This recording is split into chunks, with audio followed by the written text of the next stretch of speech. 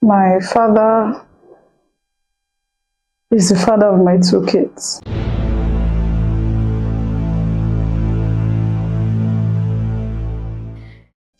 Hello guys, Sugar Plum here again, and this is Confess with Sugar. You guys already know how we do it here, no need for much talks. So I have our guest here and I'm going to open the floor for her to start talking. Please don't use don't use any name. You can use he, they, she, him once you're making your confessions, right? Okay. So you can start talking.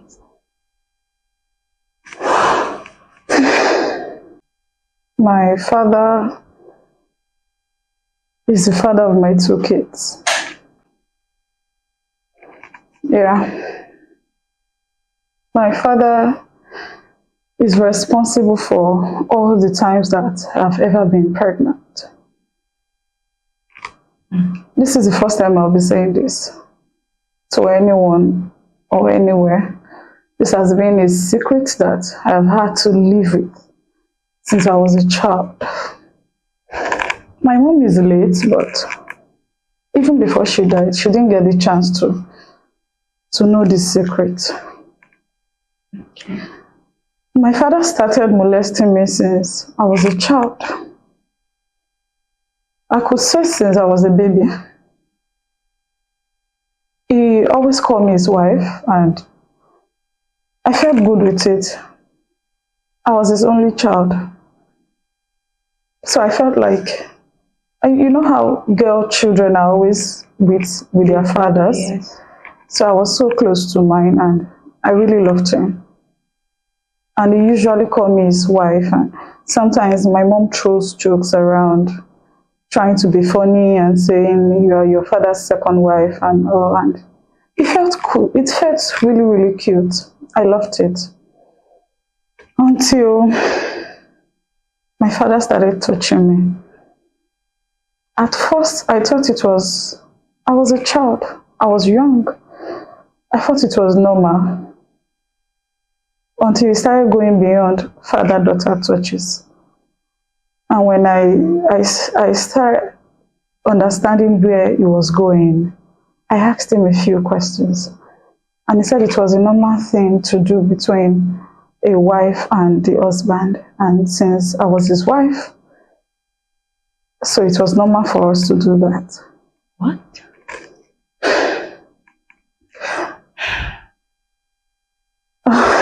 I'm sorry. It's okay. It's okay. You can take your time. You can absolutely take your time, my dear. It was a lot.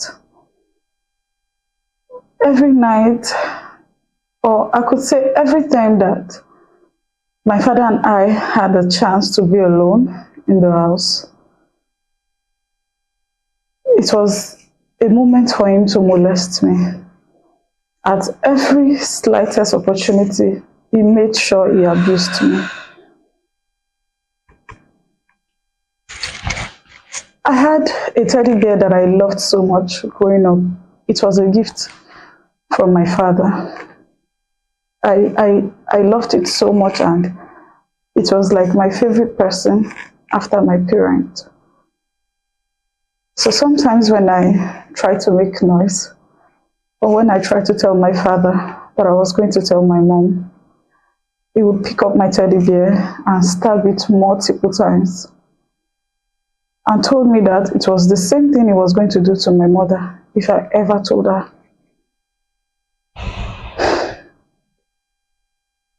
He knew how much I loved this teddy bear as much as I loved my mom.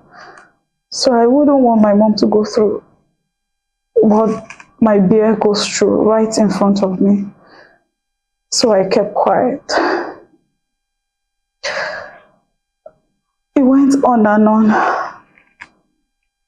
Years after years.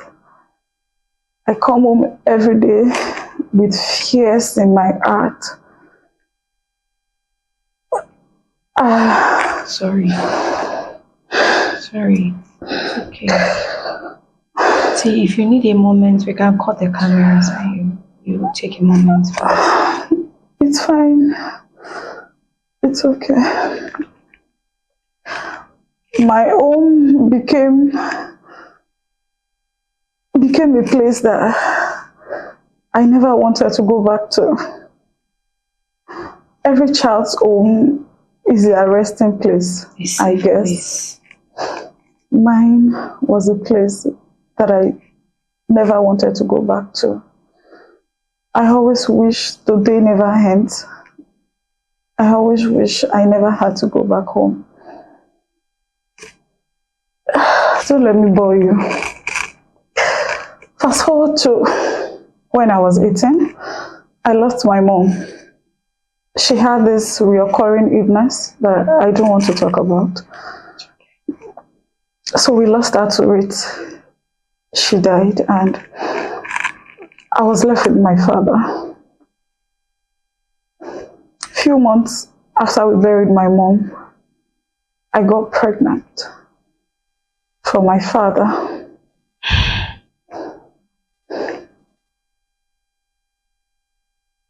I was lucky to have finished secondary school at the time.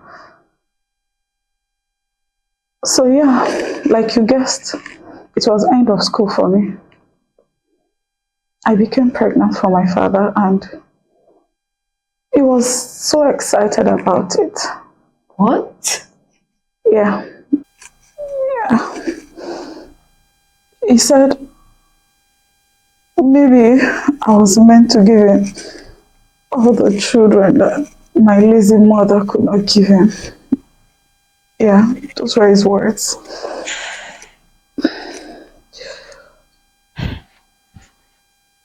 So I had my first child for my father.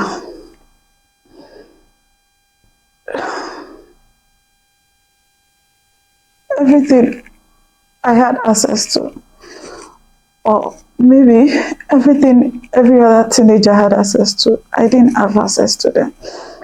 I couldn't go out. I couldn't have friends.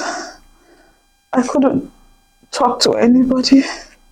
All I do was stay in the house, nurse my father's children, clean, become his sex slave. I'm sorry. It's okay. It's okay. It's okay. Thank you. Okay. If you need a moment, you can call the cameras. That's fine. Are you sure? Sure. It's okay.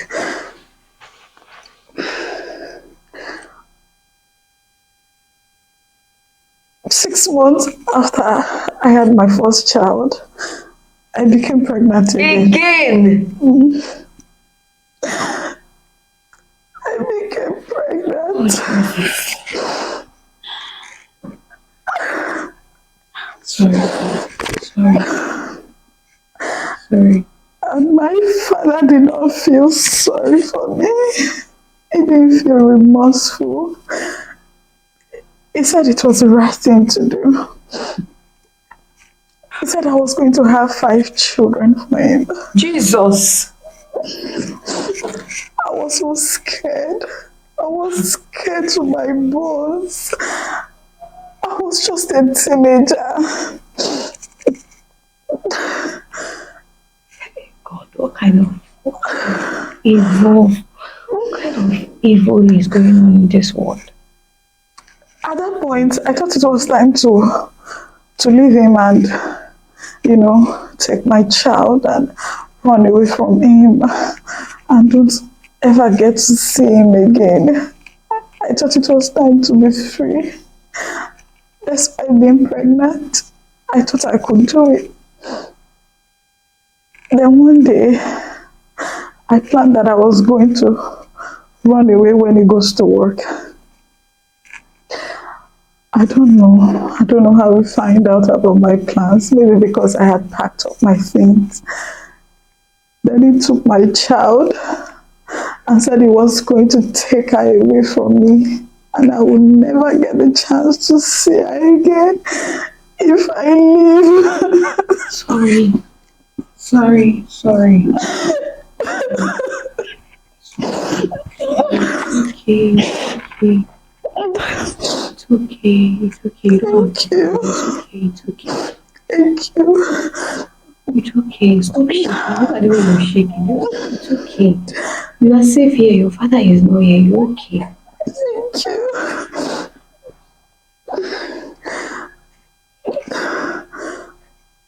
So I couldn't go.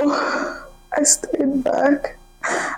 I resumed wife duties. I did everything on this bed. And so I had my second child. I thought the madness would stop or even reduced. But immediately after I had my second child, few weeks after, my father started again. He didn't even give me the chance to heal.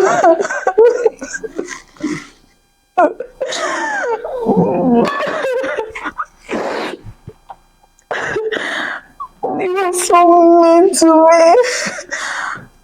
At a point, I started wondering if he was truly my father. Because I'm wondering the same thing. I didn't even get the chance to ask my mom. This man was so mean to me. He didn't give me the chance to heal. He started molesting me again. Sometimes when I say no to him, I get the beating of my life. I get dragged. I get forced. Sometimes my children will cry with me.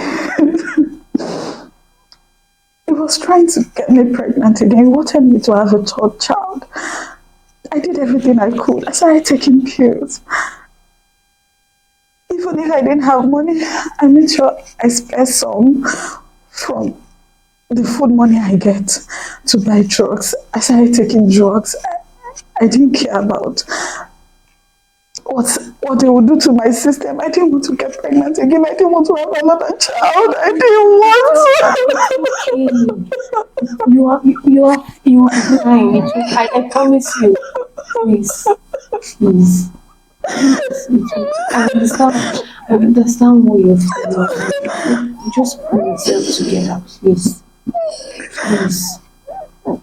Please. Just put yourself together. Hmm? I'll try. I went through hell. You can't imagine what I went through. Raising two children.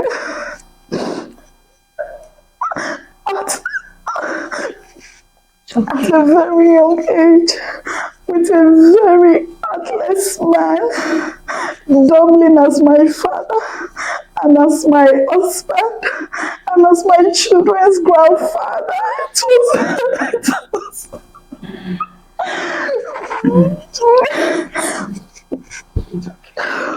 Sometimes he doesn't feel me. He said he only cared about his children and also his grandchildren. I had to go through all of this. I'm sorry, I'll take a bit of your time. I hope it's fine. It's okay. It's okay. You can take how long you want. It's okay. It's fine. Thank you. It's okay. It's okay. So I started taking pills and I started fighting it. I didn't want to get pregnant. Because if I ever get pregnant again, I was going to just end my life. I wouldn't be able to pull through having another child for this wicked man. So I didn't get pregnant and we kept going. I was already looking older than my age. It was a lot.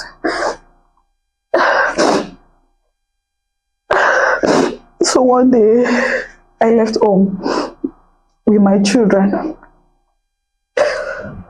I left. I thought I had freedom at last. I thought I was going to cope no matter how hard. If it was me alone, I would have coped. But these children, They require a lot. We slept under the bridge that night, and I couldn't bear to see my children go through what they went through that night. I couldn't bear to. Sorry. I couldn't. They didn't have anything to eat that day. They were exposed to something I can't say here. So I had to go back the next day. I didn't have anybody.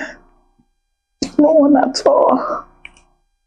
Mind you, anytime my mother's family asks him who the father of my children are and why I keep getting pregnant under his watch, he lied to them that I am wayward, that I instead of going to school, I chose to follow men, and I got pregnant, and that I was a mess, and that he said so many things about me to them, so they gave up on me. They didn't even want to listen to me. So they were not an option. I couldn't go to them. So I went back home. I got home that day. I can't begin to say what I went through. He did a lot to me. He forced me to do so many things that day. And he said it was punishment for leaving the house and exposing his children to everything they went through. So he started locking me inside. After that day, he said I was going to do it again. So he locks me inside, and I only get to go outside the house with him. He buys everything. He goes to the market himself. I can't go anywhere. He locks the house and goes away with the keys. My children were not going to school. He said he can't let me run away with them the second time. So I was living like a slave in my own father's house. And he kept molesting me. In fact, it became worse. I started to regret why I even tried to run away. I should have stayed. I should have just stayed.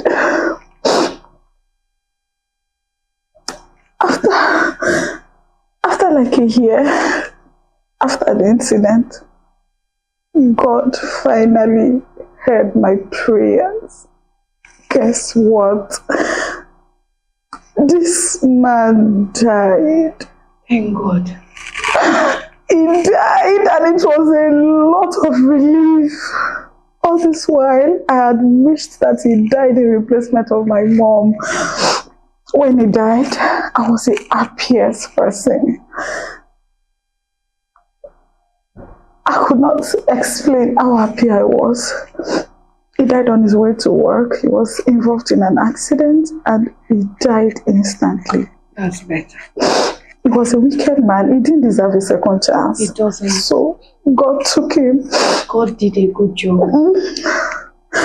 And ever since, I have been living with the trauma of having 2 children from my father. How do I tell my children that their grandfather is also their father? How? You don't need to tell them. You don't need to. Right? I cannot say that I understand the pain you're going through, because I've never been in your shoes and I've never gone through the same thing. But I want to tell you that you are loved. Your children is loved. I know you said this is the first time you're talking about it.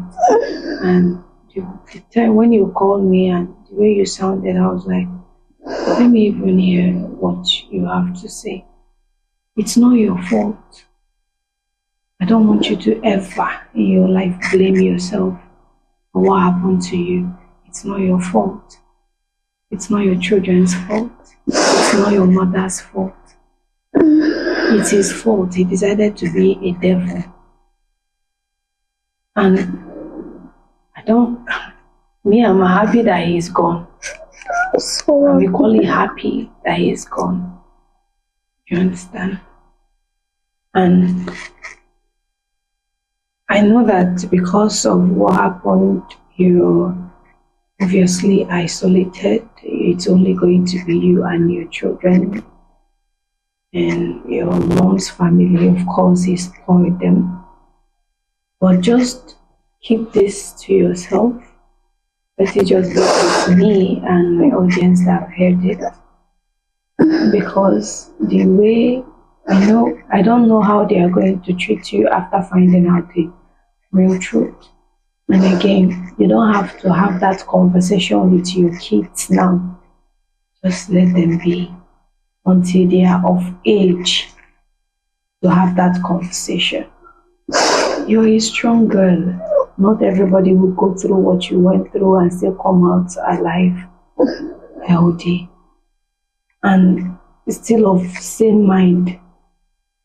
It didn't push you into doing drugs. It didn't push you into doing anything. You are still a good mother. Okay? But I want to tell you that from now on, you and your kids are not going to be alone anymore. You have gained us as a family. I'm constantly going to check on you. Are you still living in the same house where you were staying with your father? it was his house. Yeah, so first of all, we need to take you out of that place because that house has a lot of ugly memories. And everything that you went through happened in that house. So first of all, you need to move to another place. Get a breath of fresh air. Start all over again. It has happened, it has happened. But I'm glad that you were able to speak up. And that's the first journey to your healing process. You will be fine. You will be okay. It's going to take a long time. But with time, with each passing day, you get better and better and better. You are not going to forget. I'm not telling you that you will forget. I know that you will feel better. You feel better as time goes on. Again, life is full of challenges.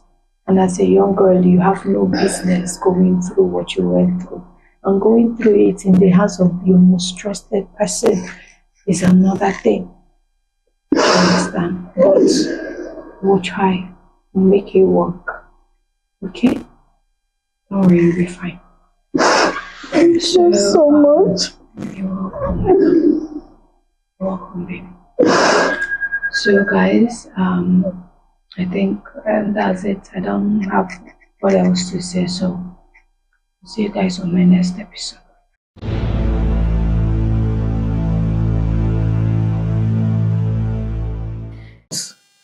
So I went to a spiritual father who decided that he was going to help me. But he told me that there were so many conditions attached. First off, he said that I would have to sleep in the cemetery for some days, and not just some days, 30 days. Ha! Wait. I want to understand. You slept in a graveyard for 30 days. Yes. So I went back to my baba to complain that, see, what's going on? That this is my rival, this is my colleague. She's doing better off than me. I know that, yes, I have enough, but it's not enough. I'm not contented. And so he told me that I would be buried in a coffin for 10 whole days. You'll be buried. Yes, buried. I was scared. But above all, my fear wasn't as strong as the zeal to want to surpass this girl by all means. So I did the unthinkable and told him I would go ahead with it. You actually went ahead with it. Hey. As fate would have it, yes, I did. God, oh.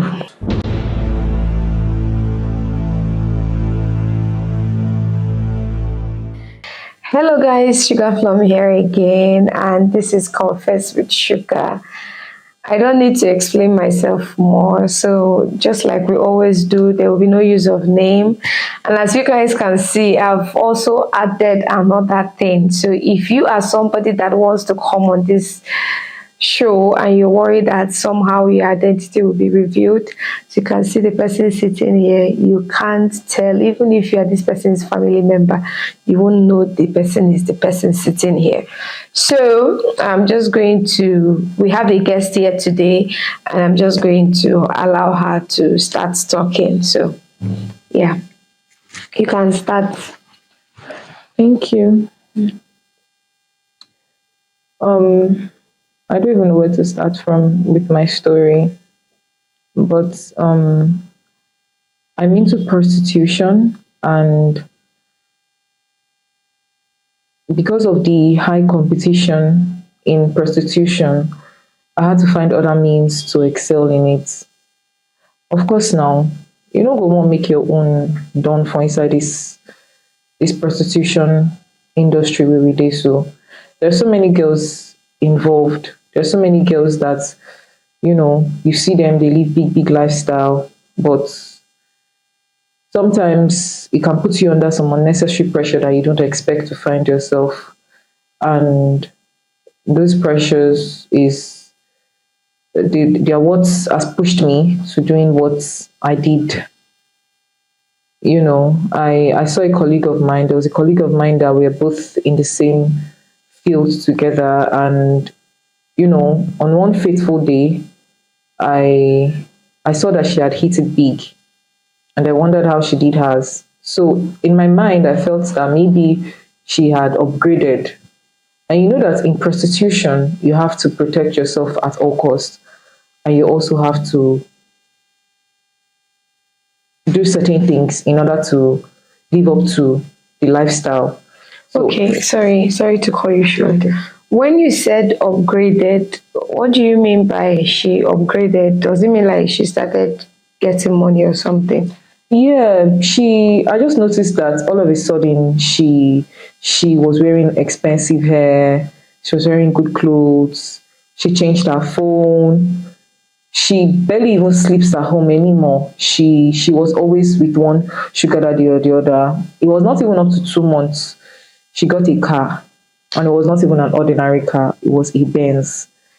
So that made me feel like this is a girl that we came into this field together now. We started almost at the same time. Why you go make am before me? I don't understand. And so that gingered me to find means of sorting myself out. So I went to a spiritual father who decided I was going to help me. But he told me that there were so many conditions attached. First off, he said that I would have to sleep in the cemetery for some days, and not just some days, 30 days. Ha! Wait, I want to understand. You slept in a graveyard for 30 days. Yes, I slept in the graveyard for 30 days with no food, no water. I just had to sleep there. I was not allowed to communicate with anyone. I was just told to sleep there for 30 whole days. And it was not an easy task. It was a very excruciating one. But somehow I survived it. And afterwards, I went to the Baba. We performed some certain rituals and rites and everything. And voila, I was back to my grind. But one thing I noticed is that everything that I laid my hands on was booming. It was always going smoothly. I was making money. Like when I say money, I was making money. I had to even open up several other businesses because I didn't know what to use the money for anymore. And everything was just going well. I was able to, you know, spend the way I want, go to wherever I want to go to. Even big men. There was no politician in this country that was not willing to have his way with me. They were willing to pay millions. And when I say millions, if it was possible for them to pay billions just to have their way in between my legs, I'm pretty sure they would. And, at some point I started charging really high because they were getting too much. And then, you know, So on one fateful day, it just occurred to me that this my remember that I said earlier that my colleague, that there was a colleague of mine that actually propelled me to wanting to get a better life. So More like she's your rival or something. yes, she's you can say that because to be honest, I didn't even want to see her as a rival. I actually wanted her to be below me. But I noticed one thing that no matter what I did, this girl always came out at the top. She she was getting some deals from these same politicians. In my mind, I'm like, is this not, are they not the same politicians that would do anything to have their way with me? You know, she was getting contracts, getting deals, getting endorsement. She was even opening malls. And here I was thinking that my life was better off.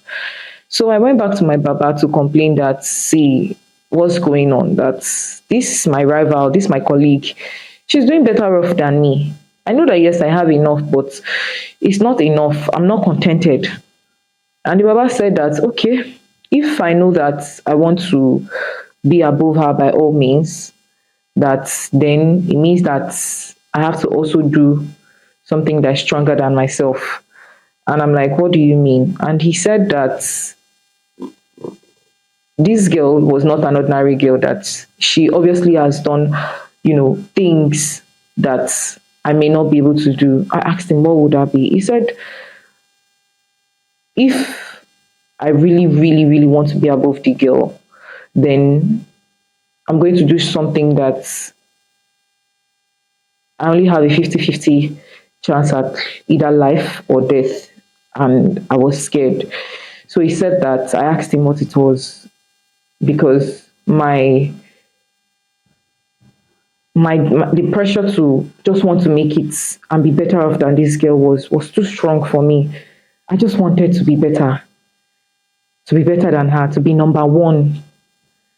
And so he told me that I would be buried in a coffin for 10 whole days. You will be Yeah, you'll be buried. yes, buried. I was scared, but above all, my fear wasn't as strong as the zeal to want to surpass this girl by all means. So I did the unthinkable and told him I would go ahead with it. You actually went ahead with it. As Hey, fate would have it, yes, I did. God, oh. I I went ahead with it, and he gave me a warning and said that he told me earlier that it was a 50-50 chance at life or death. He said that for the 10 days that I would be buried in that coffin, my spirit was going to leave me. He said that for those 10 days, if my spirit leaves me and doesn't come back to me, then I'm as good as dead. But if it comes back to me, then everything that I want would be mine.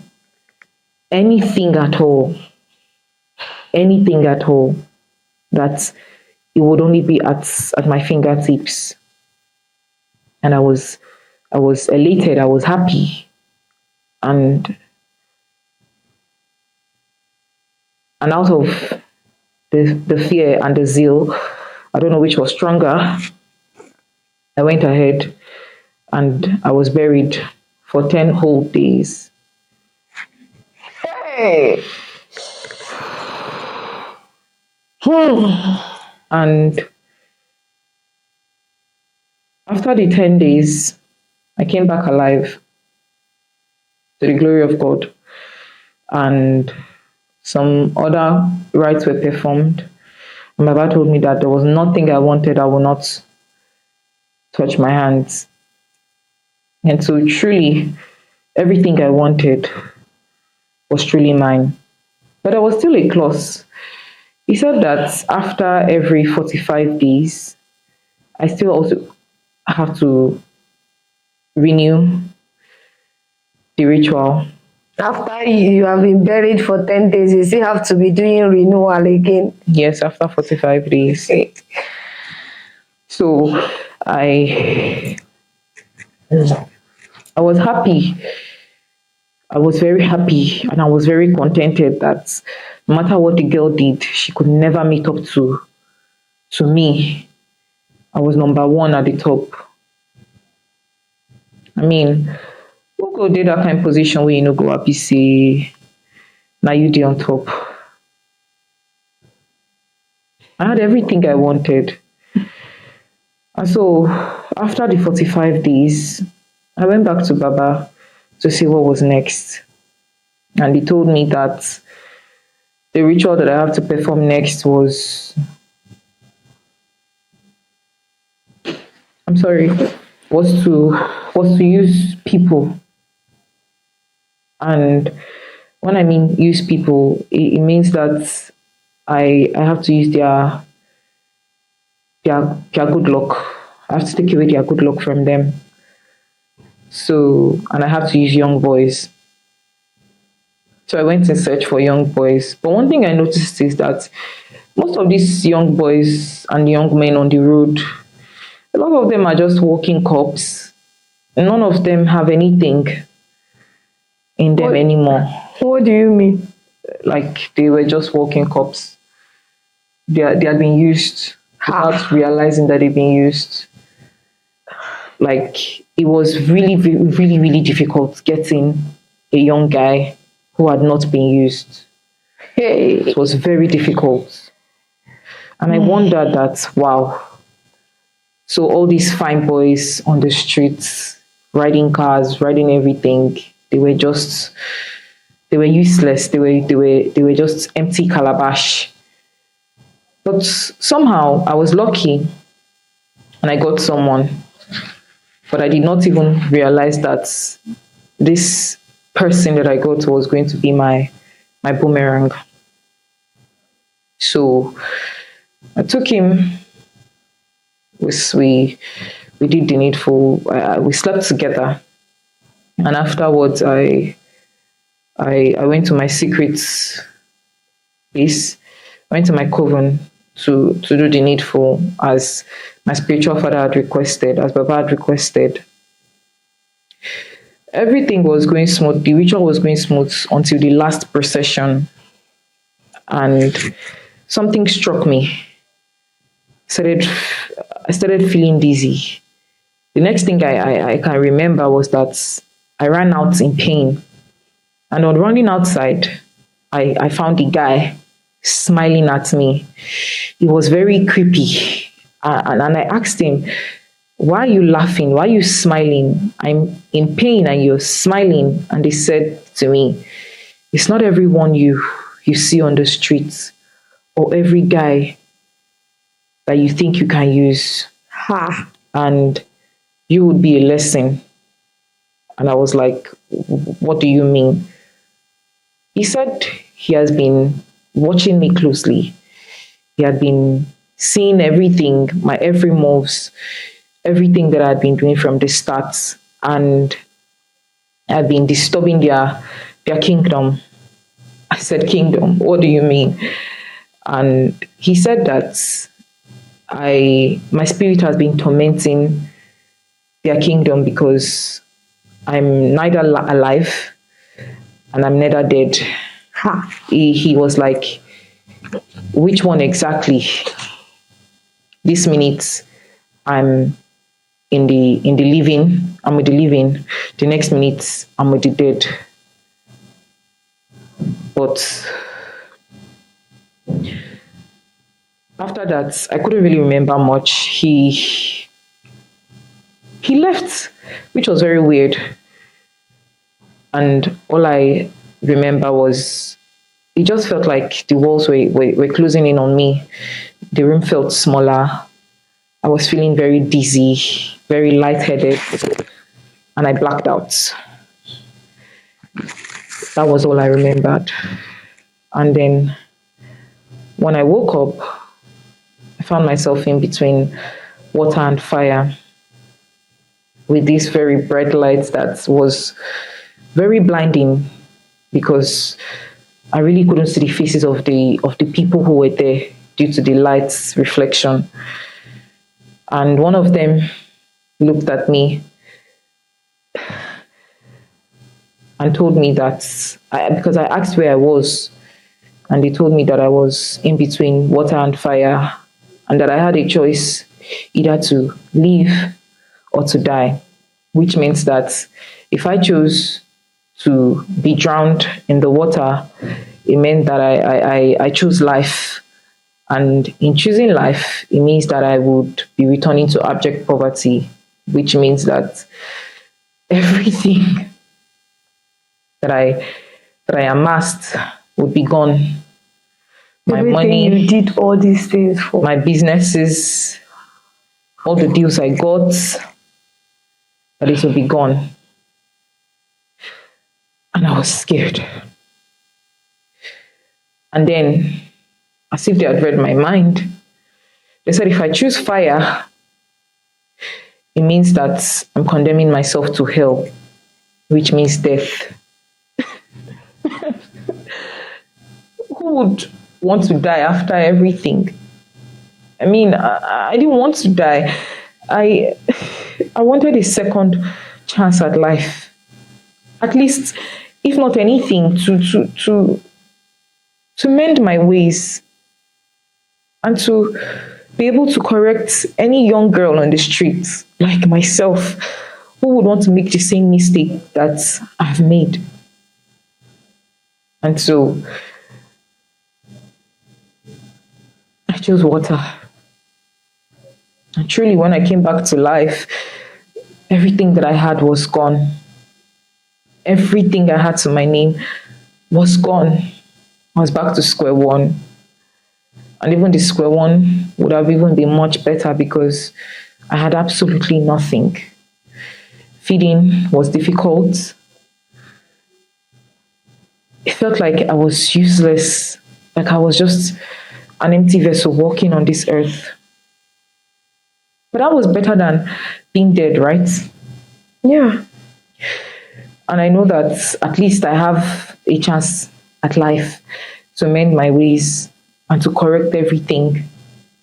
I know I may not be able to right my wrongs, but I can help other girls on the street out there who are as reckless as I am, who are desperate to have it at all costs. So my advice to every girl out there who is as desperate as I am is to wait for your time. No condition is permanent. I know it sounds cliche, but no condition is permanent. As long as you believe and you keep working hard and you keep pushing, you can't ever remain in the same position that you are at. One day, God will see you. He would see your struggles and He would lift you up. Don't be desperate like me. Don't do what you would end up regretting. You don't want to be a walking dead or a walking corpse like myself, because No, you're not a working corpse. clearly I have nothing to offer anymore. There's obviously nobody who would settle with a girl like me. Never say never. God, I'm grateful. God gave you a chance to life for a reason. And you cannot tell me that God is mad or he's stupid. So for the fact that even after everything that you did, you were still given a choice to choose between dying and living. Right? Yeah. So, and I'm glad that you're happy that you were given a chance to mend your ways. And also when you see any young girl out there that is trying to take the same step that you took, I know that you will call the person back and say, come, that place you're going, don't go there. You get? Yes. So even Job in the Bible, he suffered. He suffered before God even remembered him. You know, if you read your Bible, you know what he went through. That's why when people are saying I'm suffering, people make the reference of you never suffer rich Job. You get? So me, I believe that God still has plans for you, and it won't take time. and He will unveil His plans for you. So, my dear, you are not a walking corpse. You're of good use for us here. You're of good use for us here. And if you're hoping that one day you would find love, don't judge yourself. Allow God to be the judge. And just one day, you might just meet your own Prince Charming. All right? So, yeah. So, guys, if people have heard everything that she said, I allow that. If you notice when someone is making their confessions, I try as much as possible not to interrupt them. I saw some comment of saying, why don't you ask them questions? When somebody is trying to explain to you what they went through and you're bombarding them with questions, sometimes they forget the most important details in their story. So that's why when they are talking, I try as much as possible not to ask too much questions. I just allow them to flow. So share this video to as many as possible because you might be saving somebody out there. As a young girl, if it's Gary that you're selling and that Gary is coming from a genuine place and you have peace of mind, just keep selling it. One day you will sell in painter, one day you will sell in bags, and then you will start selling in plenty bags. So there is time for everything. Stay contented with what you have. Stay and live within your reach. I will see you guys on my next episode. Bye.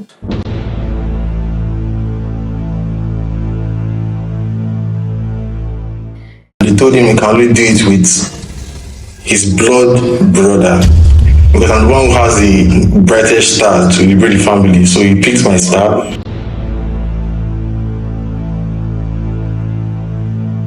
Hello guys, Sugar Plum here again, and this is Confess with Sugar. So at this point, you guys already know the rules: no use of name or any means of identification. So today we have a new guest today, so I'm just going to give him the floor to voice out his confession. So yeah, so my dear, welcome. Thank and you can start. Hi, hello everyone. We're here to tell you my life story. It's gonna sound like it's a movie, like one of those you see in Hollywood, but this is something that happened to me. My junior brother exchanged my luck for his. Like I was supposed to be rich, and I don't know. He went to ask questions, and eventually he switched my destiny with his, and later became rich. So this is how it happened. During when we were young, we asked questions, and while asking these questions, my younger brother discovered that he is supposed to be the poor one in the family, and I'm the one who's supposed to be rich to liberate the family. Like there's this story that our parents used to tell us that when our grandparents were looking for children, that they mentioned something and it fell on my younger brother, and he's not supposed to be rich at all. He's supposed to be the one that's supposed to be poor and at the end wretched. So along the line, he went for, when things are not going well, he went to ask questions, and they told him that he has to exchange his stars with a bloodline, like his family. So like, sorry, continue, sure. So like he went to ask, is it like a babalawo's house or a prophet or a pastor? Like how did he like? He went for stargazing. Those guys who read stars. Oh. So they read the stars and his own star, and they told him that he's not supposed to be rich. That there's this thing that they did. They mentioned his grandfathers when they were looking for children, and it fell on him.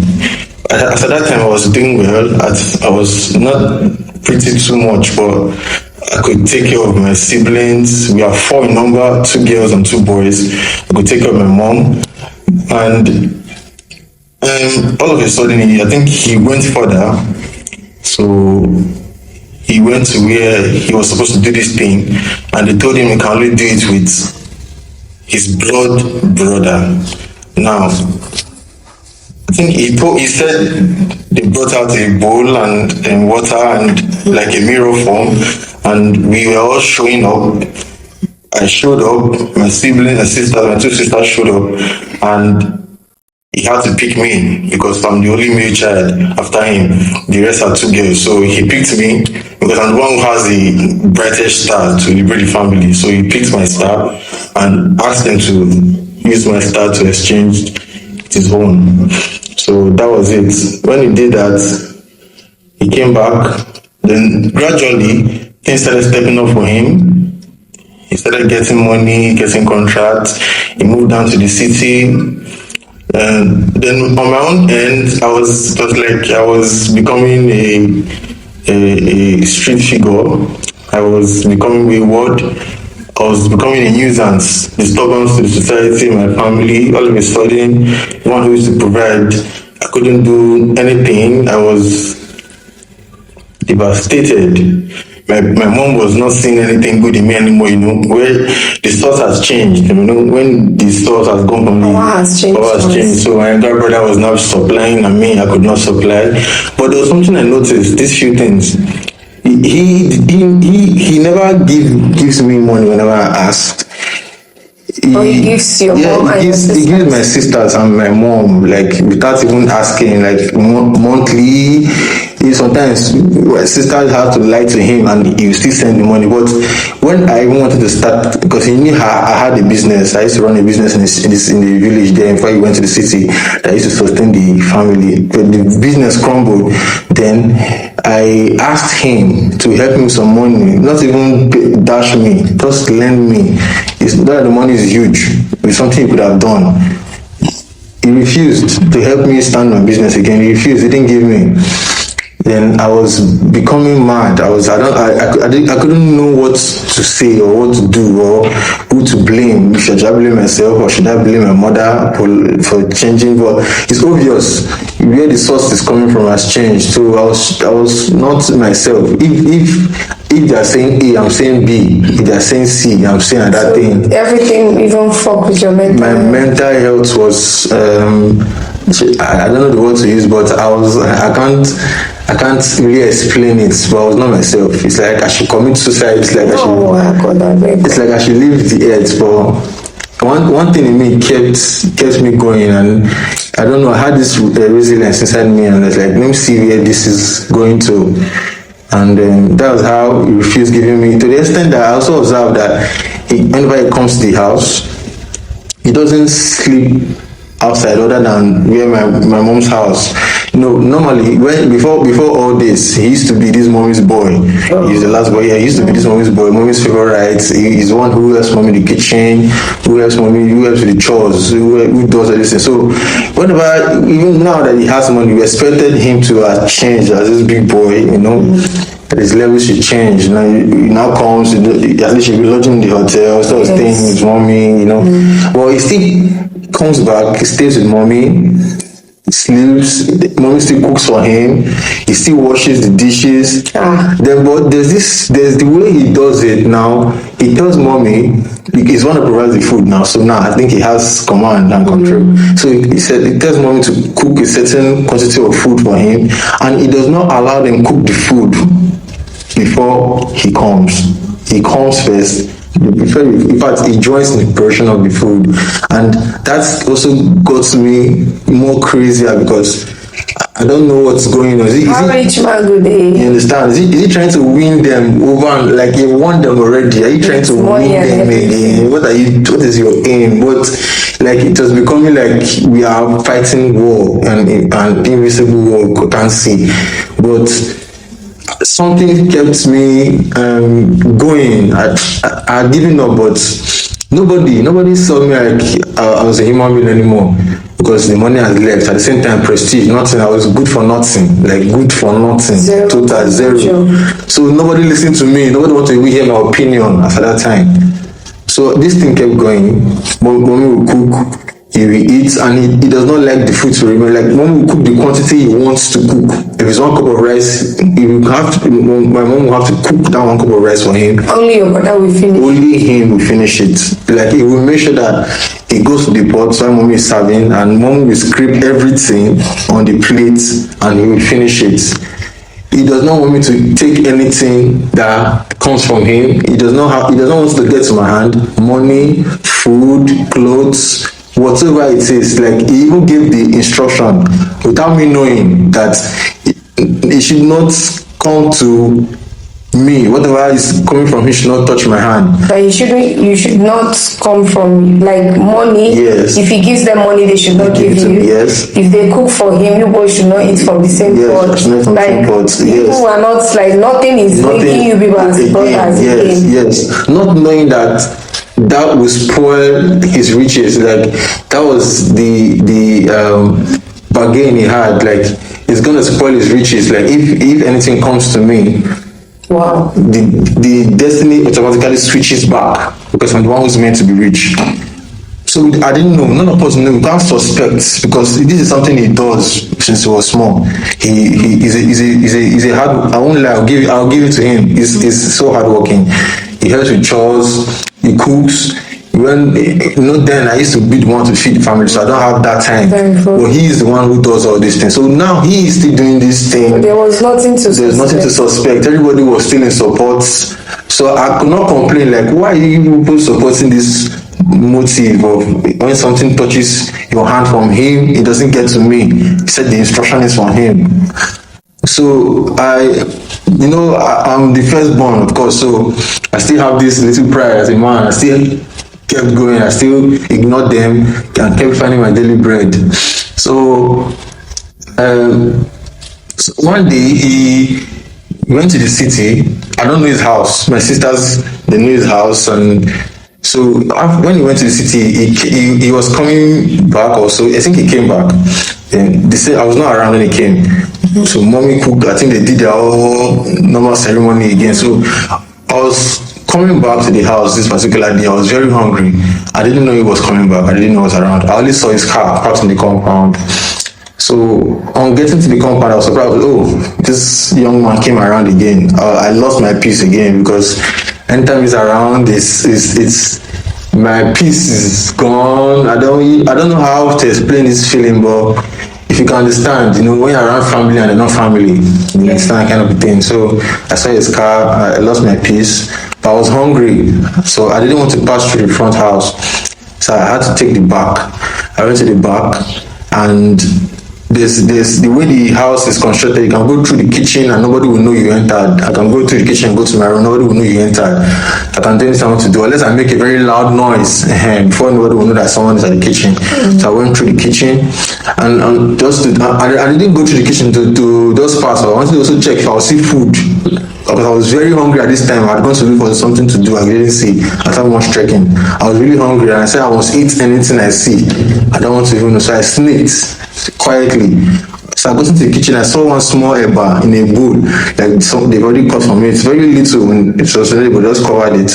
I was hearing the discussions and laughter in the sitting room. I was not even concerned. So I opened the pot quietly. They put soup there. It was very little. So I carried the eba and I quickly rushed the food and I ate it all. So while finishing, my younger brother walked into the kitchen. He was holding the plate he just finished using to eat. So he saw me putting eba in my hand. I think I was holding the last mood, about to swallow, and he was like, "Mommy, please come." He said, my mom came and she's like, was this up? This is not the food that you just prepared that I'm eating. Yes, he was trying to ask my mom. My mom now did not even answer him, was now shouting that this is how I used to do, I'm useless, I'm arrogant, and all this. My brother just walked out of the kitchen, started acting strange, acting like he wants to lose it. He was so mad. But like, I was surprised. I was like, is this thing is this what's making this guy talk so Just much. because you ate more and soup from That is, it's not even your kitchen, you're not the one who prepared it. It's like, what's your annoyance? Why are you flaring up? And at that moment, my mom was saying all her own. I know it's normal, she's not the kitchen, but why you? He was so mad, ranting. Before you know, we started observing, he was acting like he wants to go crazy. He was started scratching his head, scratching his body, scratching. Before you know, he entered his car and he took off immediately, like he didn't even say goodbye. After he left, that was the whole drama that day. I wish that day ended that moment, but when I came out of that second, my mom went on and on and on and on. And just her voice, I used to go to bed. I just entered my room and locked myself. So after like 3 months or thereabouts, no, it's not 3 months, I think 2 months and some days, my brother didn't, the communication was very poor. So my mom one day just rushed to me that my brothers said that someone called her from the city that my brother is in trouble, that she should come, and my sisters were not around. I don't know his house, I've never been there. My sisters were not around to escort her there. Me, my brother has told me right one time I don't go to his house because of the way he treated me and the way he talks to me. He even told me that his house is off limits. I don't even know it. He didn't show me, so there's no need. He wanted to know the house. So on this particular day, I had to follow my mom to the place because obviously it's massive sticker on me. I had to go and hearing that my brother is not fine. There's no matter what. My mom had not done anything to me. Seeing her cry alone was already making me sober. So that's how we moved down to Lagos from Aba. So on reaching his house, my mom in his house, going there straight, we went to the house. We were knocking on the gates. My mom said the gate man there was not the one she used to see. That she saw the gate man, the person there was not telling her that this house is no longer for her son. I was asking my mom if she's sure if this is the house she used to come to, so that she will not come and embarrass us in Lagos. This is Lagos. She said that this is the house she used to come to. But they were telling us that this house is no longer so person's house. Yeah. That it is no longer here. And so we had to locate my brother. Only to see that my brother was in the hospital chained somewhere. Like, yeah. He has gone mad. Yeah, he lost it.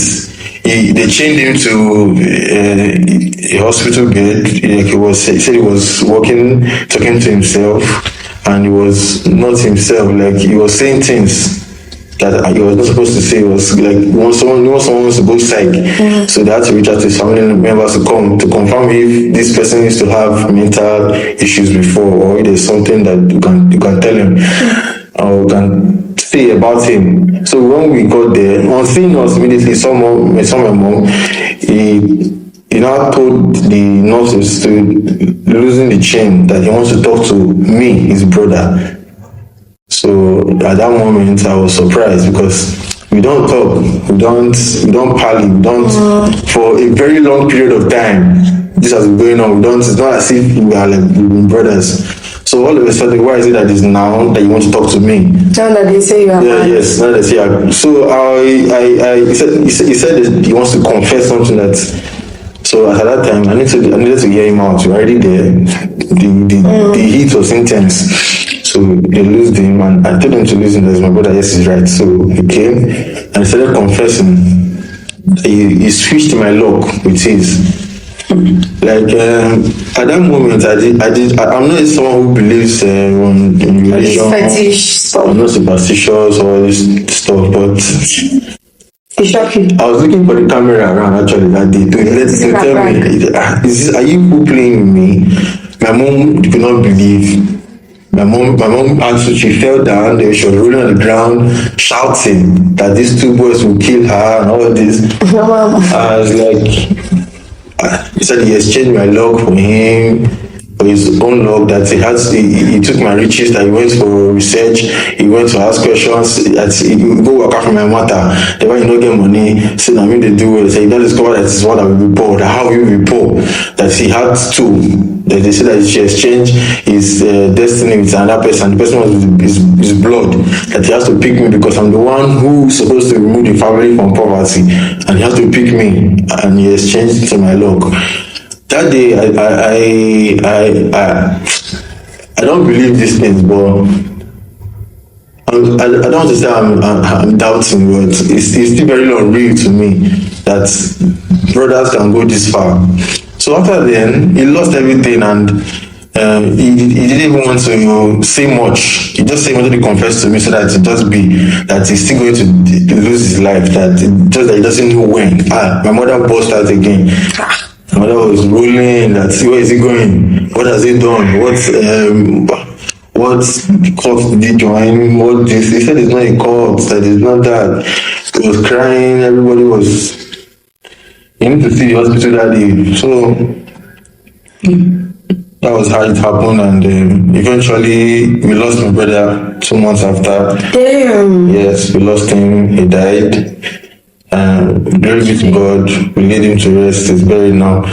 And then gradually, things started coming back. It's not like it came back like it was ritual money or so, but things went back the way they were. Before he went to do all these things, I went back to business. Gradually, I was providing for family. Gradually, everybody was happy. How is your mother? My mother, she's doing great, and she's fine. And I want to say this out there: if you are young, you're still young, I think you should ask your parents questions. There's some things we need to know that I think our parents need to tell us. You know, our grandparents, our grandfathers, they did some things and they made mistakes. Nobody's perfect. But some of these mistakes will be telling on us, and they just have to tell us how we be aware and know what we should do, and know what we have been into or what we are fighting. So that was what happened, and I thank God that it happened this way. But losing my brother to it was another part of the whole deal that we didn't plan, and it was painful. Losing my only brother, and we're just one boy and 2 girls now. My mom is still there, and I still feel sorry for her. And every day she talks about my brother, and it's really sad and sober. I don't like seeing her that way, but it's what can we do? She will get over it. Yeah. She may never get over it, but she will just try and survive with it.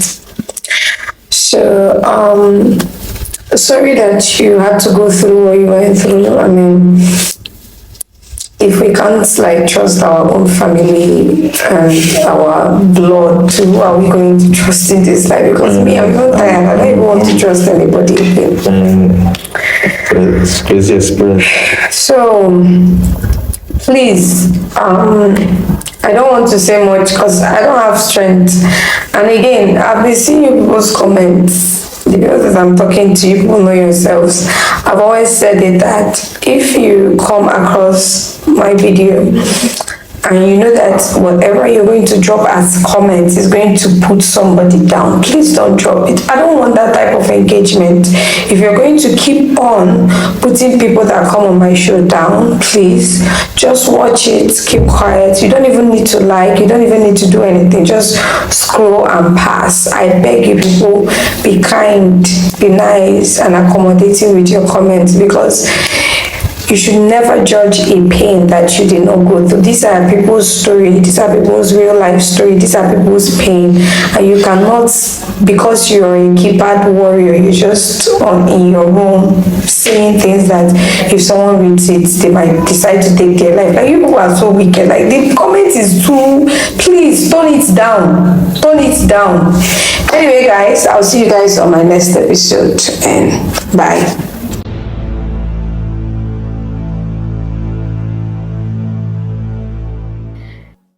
Hello guys, Sugar Plum here, your humble host, and just like we always do here, there is no use of names, no identity will be revealed, just straight to the point. So if you're someone and you want to come on here and you're scared that or wondering if somehow after you leave the show that someone or your identity will be revealed, I want to tell you that you don't have to worry about that, because even after you leave here, nobody is going to reveal your identity. So, guys, we have a guest here, so I'm going to give her an open space to voice out her confession. So, my dear, welcome to Confess with Sugar, and the floor is yours. Yeah, I'm going to make this very short. This is my life story, not a story I had outside. I was actually schooling in Benin, a university over there, so the thing was going very smooth. Everything was going very smooth until there's a day like there's some new sort of people that come to the class. So all these that baby girl lifestyle. So I was trying to keep up, but due to the background and everything I came from, so the money was not enough. So I was like, okay, fine. So far I'm a woman, and then maybe I could start dating guys then. So I love dating those rich people. So far you're rich. I don't care if it's men or if it's a child. I don't care. So far you are rich. So far you can give me You like what going for the big boys. yeah, the big people. I don't want others one that is still oozing to get money. So like I started dating them, dating everything was good until I met a guy. This guy, I don't know where he came from, but true, he asked me out on a date. Everything was going. So the first time we went on a date, there was one this luxurious bar like that and hotel. So we went there. Then after I ordered for a lot of things. Then when I was going, then he sent me 500k. Like I should just use it for anything like I want to. But I was like, God, before a person can just send you 500k like that, that there should be enough in his bank account. So everything was going. He's buying me a lot of expensive thing, like very expensive thing, bags and clothes. Okay, then 1 month in the relationship, he do flame me out. Like we do go outside for vacation, just coming, like just it's just normal place. We do take transport too. So everything was going. He do send me money, 1M5, then 10. So until one day, one day that I went to his house, then I went to the place that he took me to that day. So I could not see him. I didn't see him there. So there's one security there. I went to talk to the guy that this guy I do come and meet there because the security actually knows me. I do go there.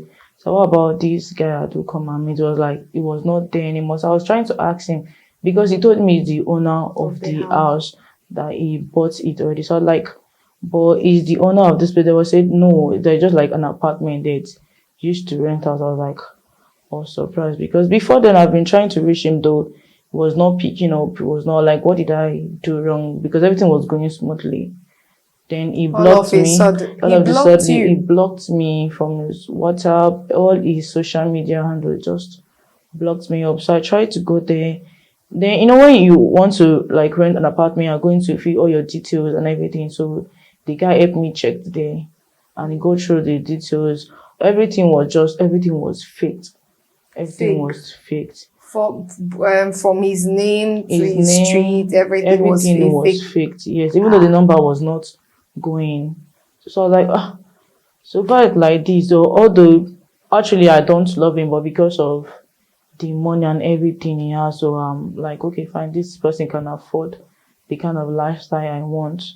So I was like, okay, fine, let me just go home and then move on with everything. Maybe I will look for some people like other people because there'll be a lot of people like him that is rich, like your mother himself, in fact. So I just went home that day. So I started moving on, then meeting people, going on a date with different people. So until one day I was at the gym though. So I was gymming. Then I was like, okay, fine. There was this stuff, like, see, this menstrual pain stuff. So I was like, okay, fine, let me go to the bathroom and then check. So I went to check myself. I was like, God, what is this? Like, it was, I don't know if I could say it, but it's something more very scary though. It's not like thing I've seen before ever in my life. Like, okay, what did you see when you went to check in the bathroom? It was maggot. Yeah, like it's maggot, and it's not like this tiny one. It's like a big maggot coming out. I was like, God, what is this? And I was not feeling any pain or anything in my body, but I was seeing maggot. I was like, okay, fine. Then I went out. I rushed home. And when I still got home, I was like, God, what is this? Then I just tried to go to a hospital nearby to do. So I went there for checkup and everything. I was like, everything is fine. I'm not sick. Everything is okay with me. I was like, God, and it's only one of my best friend I have. It's only one friend I have because other people they try to give advice. I just push them away. But this friend, I just call her that babe, please can you come over? I was like, no, maybe she's busy. So I tried to convince her later I'll come over. She was like, okay, fine. Like, what's wrong that I have not called her like that before? So I was like, I want to show her something and it has not happened before and I was scared to death. So like, okay, so immediately I just pull my pants. She just shout, Jesus Christ. I'm like, this is what I've been going through since like in the morning. So like, what is going on? That what happened or this one?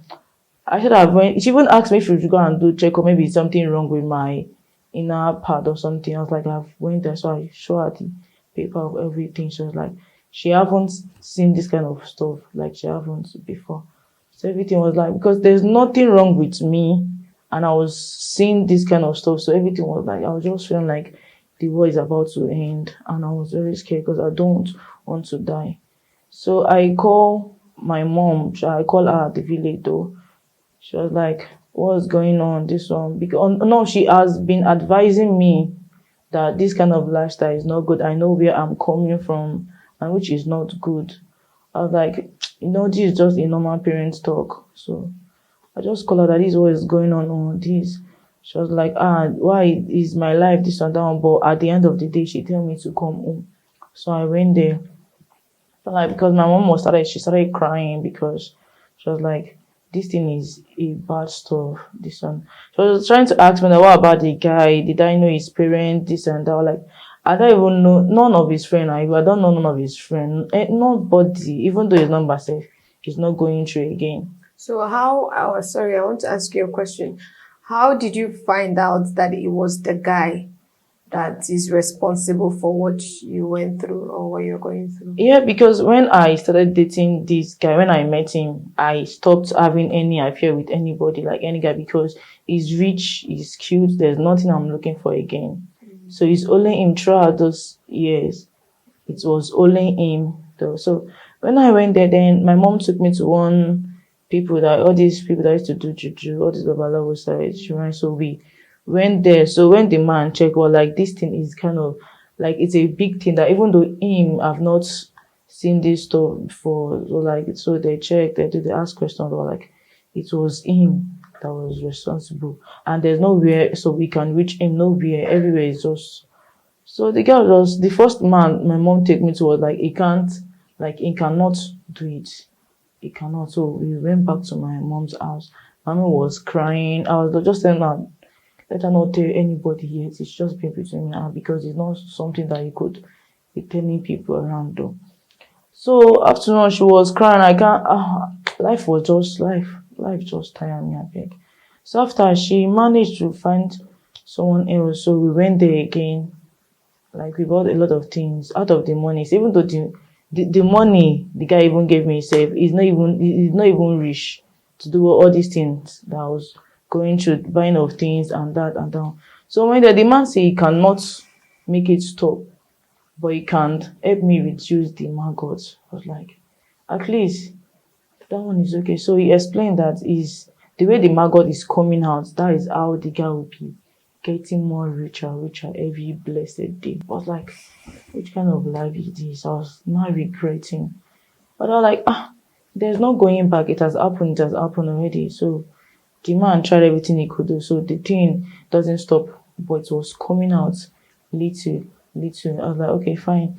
Then I started moving on, doing some things. But I was with my mom. I didn't go back to school. I was with her.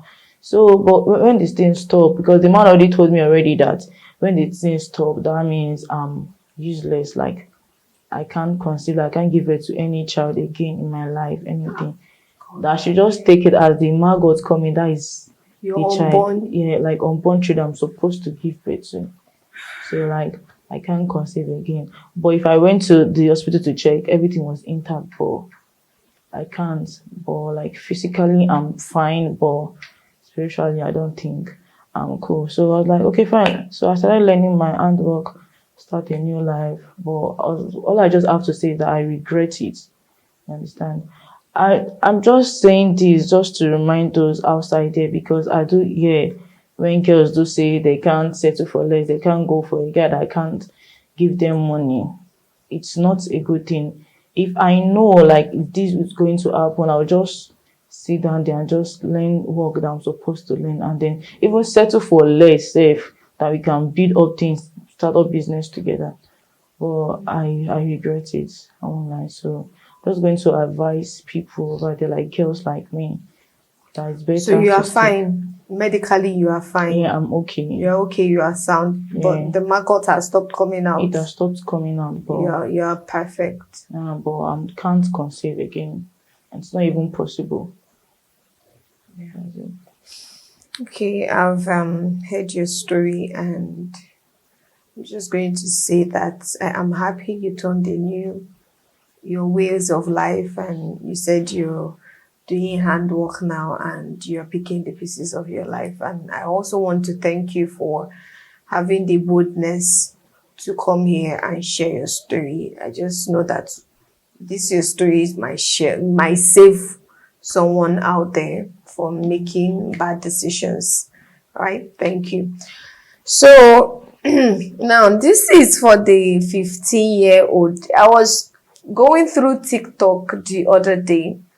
I saw a girl that I know that is not even up to 18 years. And then she was like, if you don't want press money, move. If you don't want press money, move. If you don't go fit press money, go. Social media is not real life. I don't know why people tend to mix it. Social media is not real life. You get what you see on social media is different from what is going on behind closed doors or in real life. As a 15-year-old girl, 18-year-old girl, even a 20-year, what you should be bothered about is your studies. And if your people are not buoyant enough to send you to school, you should be more occupied with what can you do to better your life and the life of your family. Not coming on TikTok and creating nuisance. Yes, I said it because when I see girls that say, I cannot settle for less, but you as a girl is the less. You are the less that they should not even think of settling for. But then because you think a man should pay your bills, I feel like it's only hungry girls that want a man to pay their bills, my dear. A man can decide to pay your bills, but you don't have to make it seem that if him no go pay my bills, make him shift. If him no go do this one, make him shift.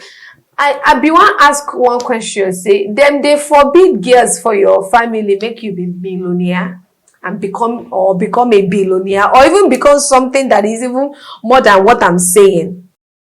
You guys need to stop this. I just keep saying it. Stop. See, if you find a man that loves you and you know that you love this person, whether him get or him no get, it no matter. It should be partnership. You get? He's your partner. You are his partner.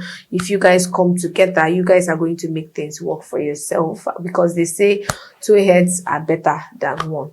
So please, guys, I would love you guys to send in your love. I don't want you to judge anybody that comes on, because I've been saying this each time I drop a video, but it seems like most of you don't want to listen. You will say, me, I will judge you. Please, if you must judge in your heart. In your house, leave my comment section. Don't drop it. If you must comment something, let it be love, let it be positivity. I don't know what is wrong with you people. Are you people not happy? Why do you come online and you decide that what you want to do to yourself and your family is to be an internet troll? I don't know. Please, guys, send in your love, and remember that nobody is above mistakes. Share this video to your loved ones or your family members, and I will see you guys on my next episode. Bye.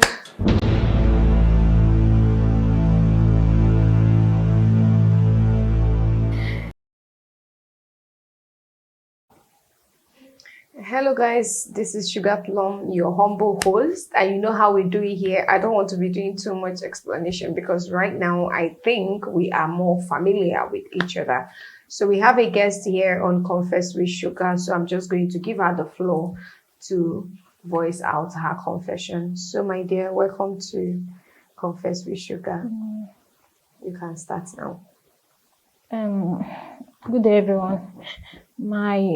My boyfriend left me and got married to a village girl.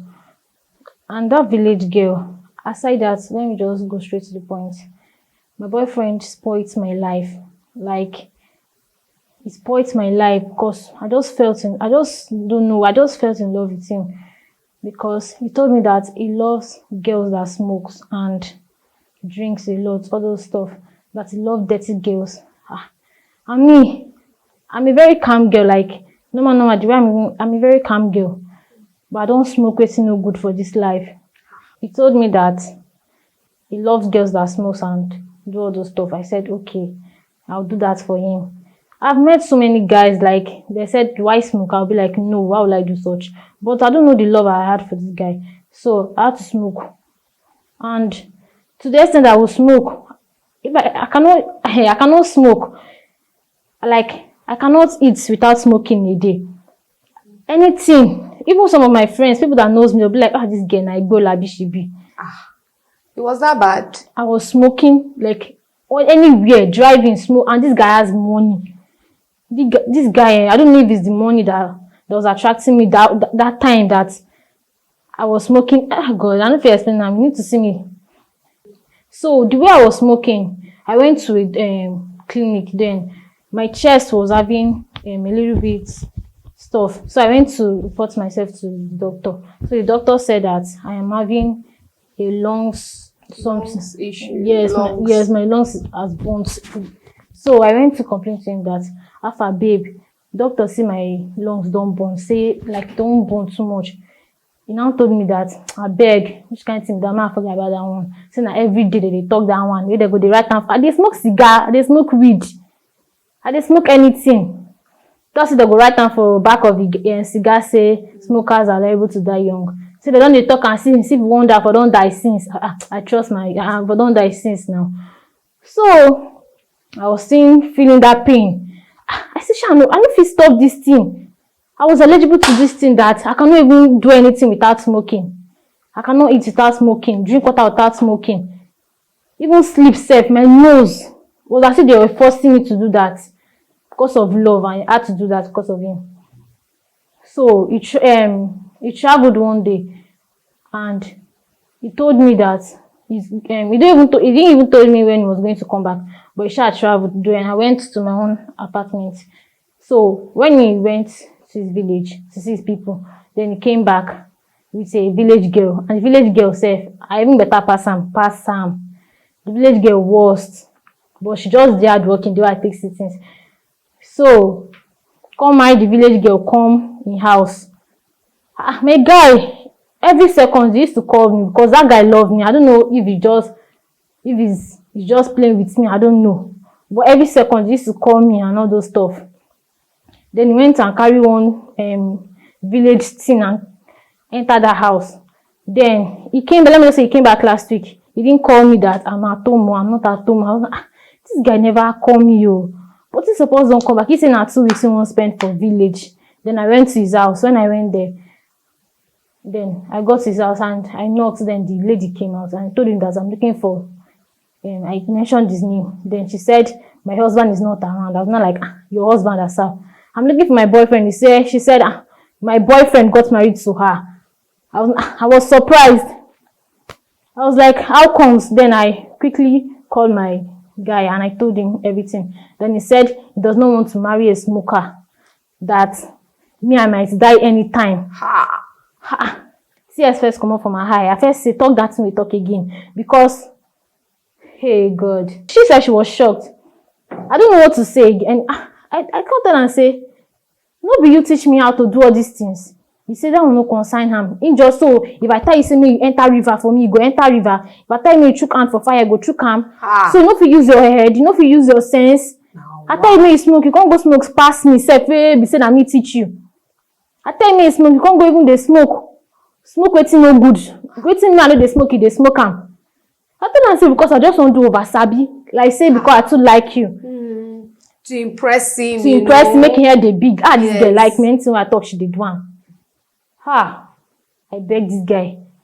I told him that he cannot leave me like this. Like, who will marry me? I cannot even stop. Even that period self, cigar dey in my bag, 247.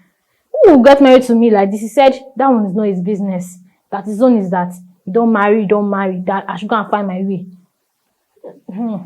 So, Adam. Hey, they fed agenda. That guy spoiled my life to the extent that up to today, self, this my chest is 50-50 between death or life. That like this. You will not die. No, I will not die, but I'm okay. Like I'm perfectly okay. Like I'm okay like this. But my problem is that God will punish that guy. That's why I came to this place. I want to come and express my feelings to all these young ladies. No be anything wey guy tell you, now you go dey do. Guy tell you say smoke, if you like go smoke, na your own. Tell am say no dey do, if you want marry me. Because I was once a choir. I don't enter church back. Tell me say make I smoke. I go smoke. God go smoke me join am. That's why all these girls no dey follow wetin man dey tell you. Do your own. Do wetin dey your mind. No follow wetin guys dey tell you. Do wetin dey your mind. No follow any guy wey dey tell you say smoke, do this, or he give you belle. And like this self, that time self, he said I cannot even conceive. How do you know that I cannot conceive? You tell me say because my heart don't born. Now heart they take born. No be yansh they take born pikin. Even the guy self now where you don't even get sense. I say this guy we dey smoke. Our brain he tell me say you know if he marry me, say the girl they cook homemade food for him. Oh me now outside made food that they cook for him. He can tell me say me my own na to the order they finish him money. Say me I no be understanding girlfriend.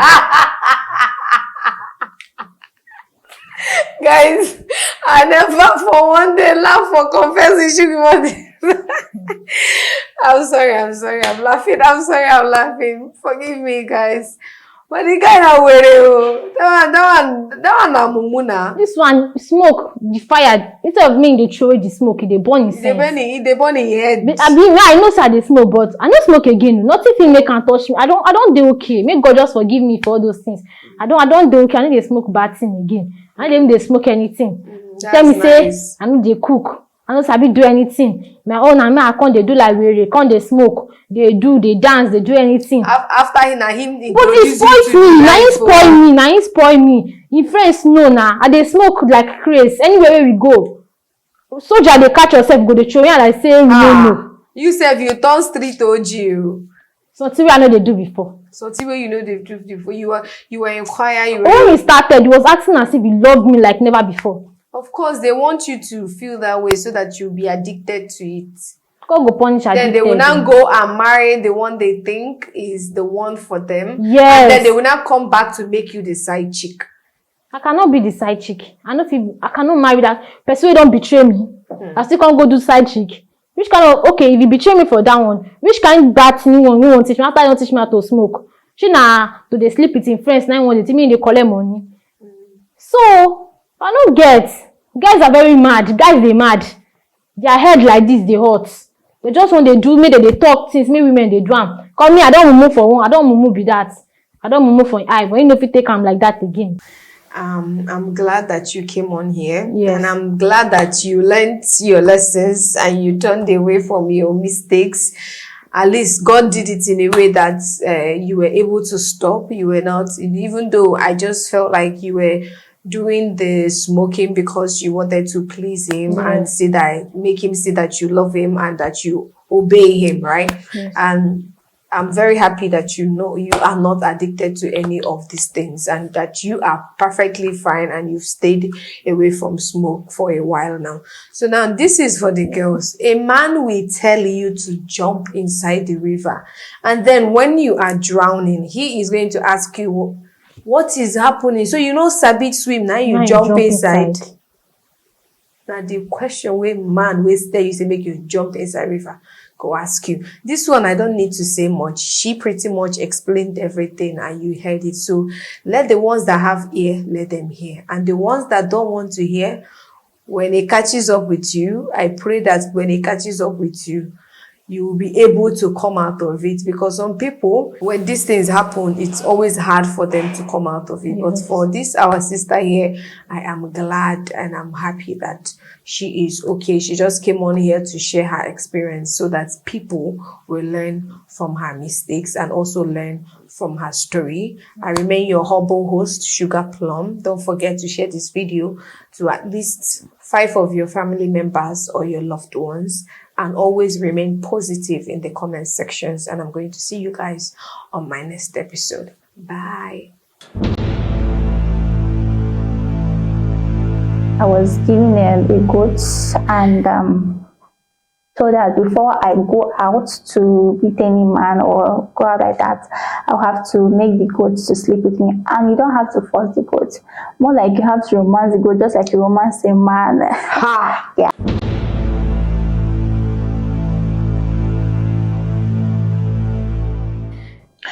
Hello guys, Sugar Plum here, and this is Confess with Sugar. And at this point, I don't think I should be saying much because you guys already know how we do it here.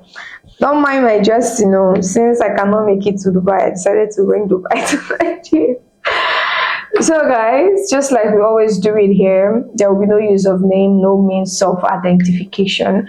And if you're someone that you want to come to this show and you're worried that somehow your identity will be revealed, I want to promise you that once you come here, my team and I, we're going to make sure that even after you leave this show, that your identity will not be revealed from this platform. So we have a guest here today, and I'm just going to open the floor for her to voice out her confession. So my dear, please, when you're talking, don't call names. Use he, they, she, I, you. Again, so yeah. So guys, let's hear from our guest. So you can start talking. Hey guys. After I lost my parents and I didn't have anyone to take care of me, things became very, very hard for me. So I said to come to Lagos to hustle. So I saw a very cheap hotel, and there where they were doing runs and all that. So from there I was doing mostly short time, and there you can pay a very cheap money, like 5,000 for you to stay there. So there you have some men come over, but most of them are married men, so they usually do short time. And how much do you charge? Sorry, how much do you charge for short time? Short time is 5K. They weren't paying very well, so short time is 5K. Full night is 10,000 naira. So from there, and I usually go out sometimes, and I see other girls how they look very good, wearing expensive hair and all that. Like I'll be wondering, oh, I wish I could be like these people and all that. But I kept on wondering. So finally, one day I went out to a very big place actually. So I met this girl. So I was able to talk to one of them. So I became friends with that one. That one was friendly enough to talk to me. Wasn't looking at me like other people were like, who is this girl, this village girl, this dirty thing, no. So that was kind enough to talk to me. So I became friends with that one. So she took me to where they were staying. The place was very big and very beautiful. So. And how many were there? There were about 3 of them. Mm-hmm. Yes. So from there, so there was a day. So we went to a very big party.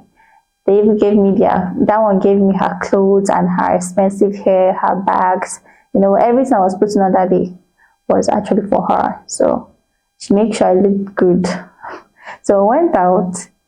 So when I went there, everybody that place there were big men there. So they were just all eyes on them. And I was just curious because there were other beautiful girls there, curvy and very beautiful. But they were all looking at them, Every man wanted to have them. Like they were the center of attraction. Yes, like center of attraction. Everybody wanted to have them. So I was just curious that what could be happening, because there are other fair, dark, well packaged other girls and well dressed, but they didn't want them. Rather, they want all these other people. So after then, when we went back home, so I overheard them talking about how much this other one gave them. About one was talking about that his own man gave her 2 million naira, and the other one 1.5, the other 1 million. I was just opening my mouth like, how? Just for a night. Just for a night. I was just opening my mouth too.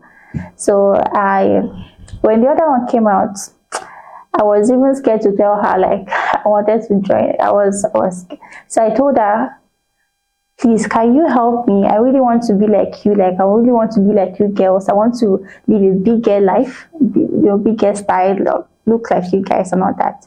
So she was like, are you sure? She just laughed, like, no, because maybe she just laughed. So I was like, why? I can actually do it. Just tell me, just show me the way, I was like, so she saw the seriousness on my face. So she was like, are you sure you can do what it takes? Because it takes a lot. I said, yes, anything. I really want to be like you guys. I want to, when I come out, I want people to look at me too, not, So she was like, okay. So she said she will speak with her other friends. So after then, I think the later she had a conversation with them, and they accepted. So they said, okay, they will take me to the place. Okay, then they took me to the place, but they covered my face actually. And when we got there, everyone was so bushy, like you wouldn't even know there is a house there. But they were actually. So when we got there, I met with one lady. Yeah, I met with one lady, and Please, sorry, I want you to describe, like, when you said you guys were in a thick forest, but there was a building, there's a house there where the lady that they took you to, like, can you describe how the house was? Like, is it big, small, beautiful? The house was very big and very, very beautiful. It's very, very big. But you wouldn't even know there was a house in that place, like a place like that there, because it was surrounded with forest and all that. So when we got there, the lady saw me. I didn't even say anything to her, so she was like, she already know what I want. So there was a surprise on my face, anyways. So then she performed her ritual and all that. Then she said I should remove all my clothes. She washed me, according to her, that is cleansing from, so about 20 minutes, so she did that. So after then, I was told that I will only be putting on white, like from my hair. Okay, my hair, I can do any other color, but leg, anything apart from my hair. Every other thing is I have to put on white. I don't have to put on any other thing again. What about those your friends that took you there? Same thing. All They of only them wear too. white. Only white, but you won't even know that is the way they dress and all that. You won't know that it's only white. That's the way they style themselves. Okay. And so after then, I was given a goat, and told that before I go out to meet any man or go out like that, I'll have to make the goat to sleep with me. And you don't have to force the goat. More like you have to romance the goat, just like you romance a man. Yeah, so just like you romance a man. So you make the goat to be willingly to sleep with you. And just like, he should be willingly to sleep with you. Then after that, you tie the goat's mouth, and before you go out, so that when you request something from a man, the man won't be able to say alter anything, but just do your bidding. Like, yeah, You just won't be behaving- able to say no. so just be behaving like a fool, at a point. Yeah, and gives whatever you want. So we went back, and right from there they gave me the white clothes to put on.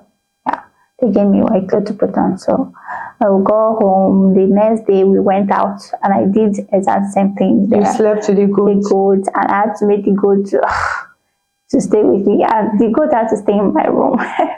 Yeah, so because they gave me room, I couldn't go back to that hotel because I can't carry it here. So they gave me room in their own house, and the goats had to stay in the snail only said is something else.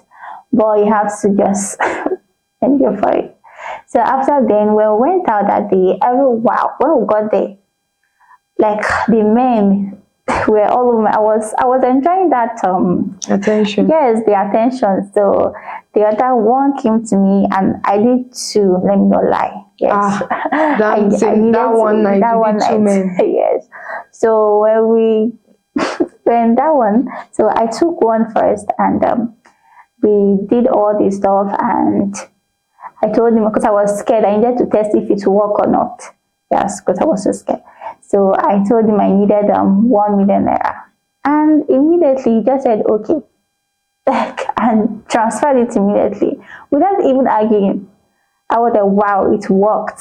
So the second one, no, I did the second one. I told that one I needed 3 million naira, and without even arguing with me again, he did it in one night. I made 4 million naira.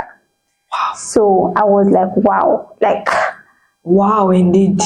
Like when we went back, so I was asked, and because we don't hide things from each other, we better tell each other everything. So I was asked how much I made, and I said I told them, so they were happy for me and all that.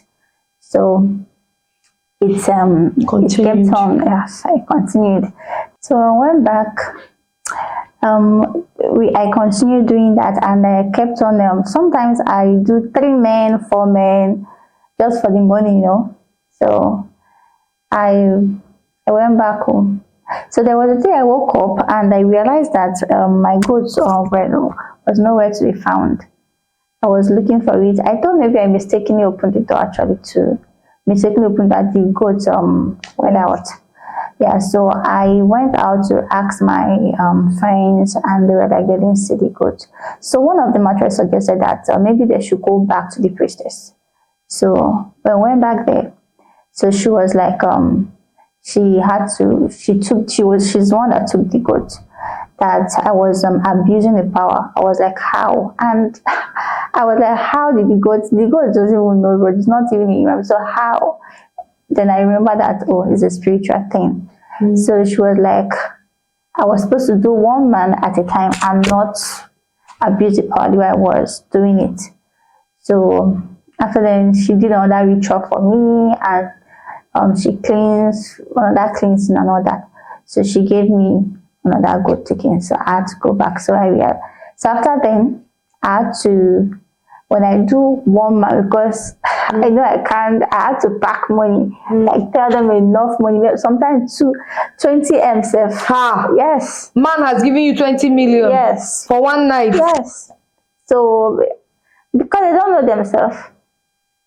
So if I just mention it, they'll just do it immediately. And you make sure they have the money to even give. Because looking at themselves, the club we go to, where places we go to, is only big men that are able to go them that can come there. So looking at them, you need to know that yes, this one. So I beat them enough, and I even had to open my own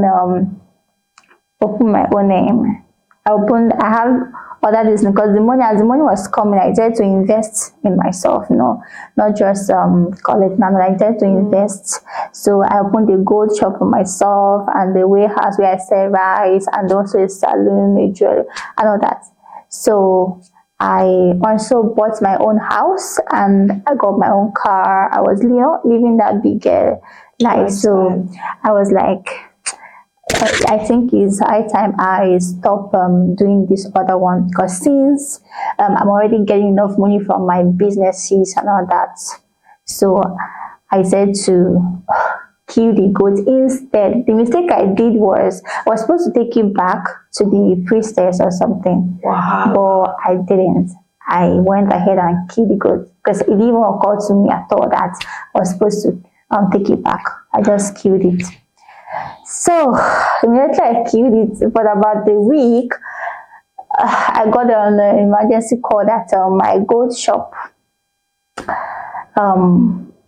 there was robbed. They robbed everything. Like, so I was like, how? Because I know that where I opened my goat shop, that place was a very, very safe area, and the security It's tight. yeah. So I was like, how?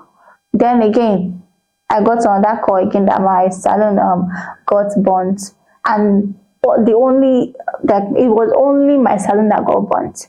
So, and still I didn't even, it didn't even occur to me again that I've killed, maybe it's the goat that I killed or something. I didn't even, my mind, I didn't even go there at all. So in fact, everything I had crashed, like everything just went down like In 1 week. Like, so I called my friends and I told them what I was going through. They were just telling me sorry, yeah, saying sorry and all that. But them too, it didn't occur to them, maybe because of the stuff I did or something that caused it. So did you tell them that you killed the goat? no, I didn't even remember to tell them at that point because I was really, really in pain, crying and all that. So yeah. So then I remembered that maybe it's a goat I killed. So I went back to the priestess to tell her. Then when I got there, I noticed there was no house, nothing there, like, and I was very sure that I was at the right place. So, but I didn't see anything, and I was like, if at all the house was demolished or something, there would have been a sign of block, something, but there was nothing. It was just like a thick forest. Yes, like there was nothing there. So I went to my friends and then I told them that I went to the priestess place and I think there was no sign of anything there. So they were like, no, they went there yesterday and the priestess was there, everything was there. I said, no, I'm just coming from the place. So they were just, arguing with me and all that. So they decided I said, okay, let's go together.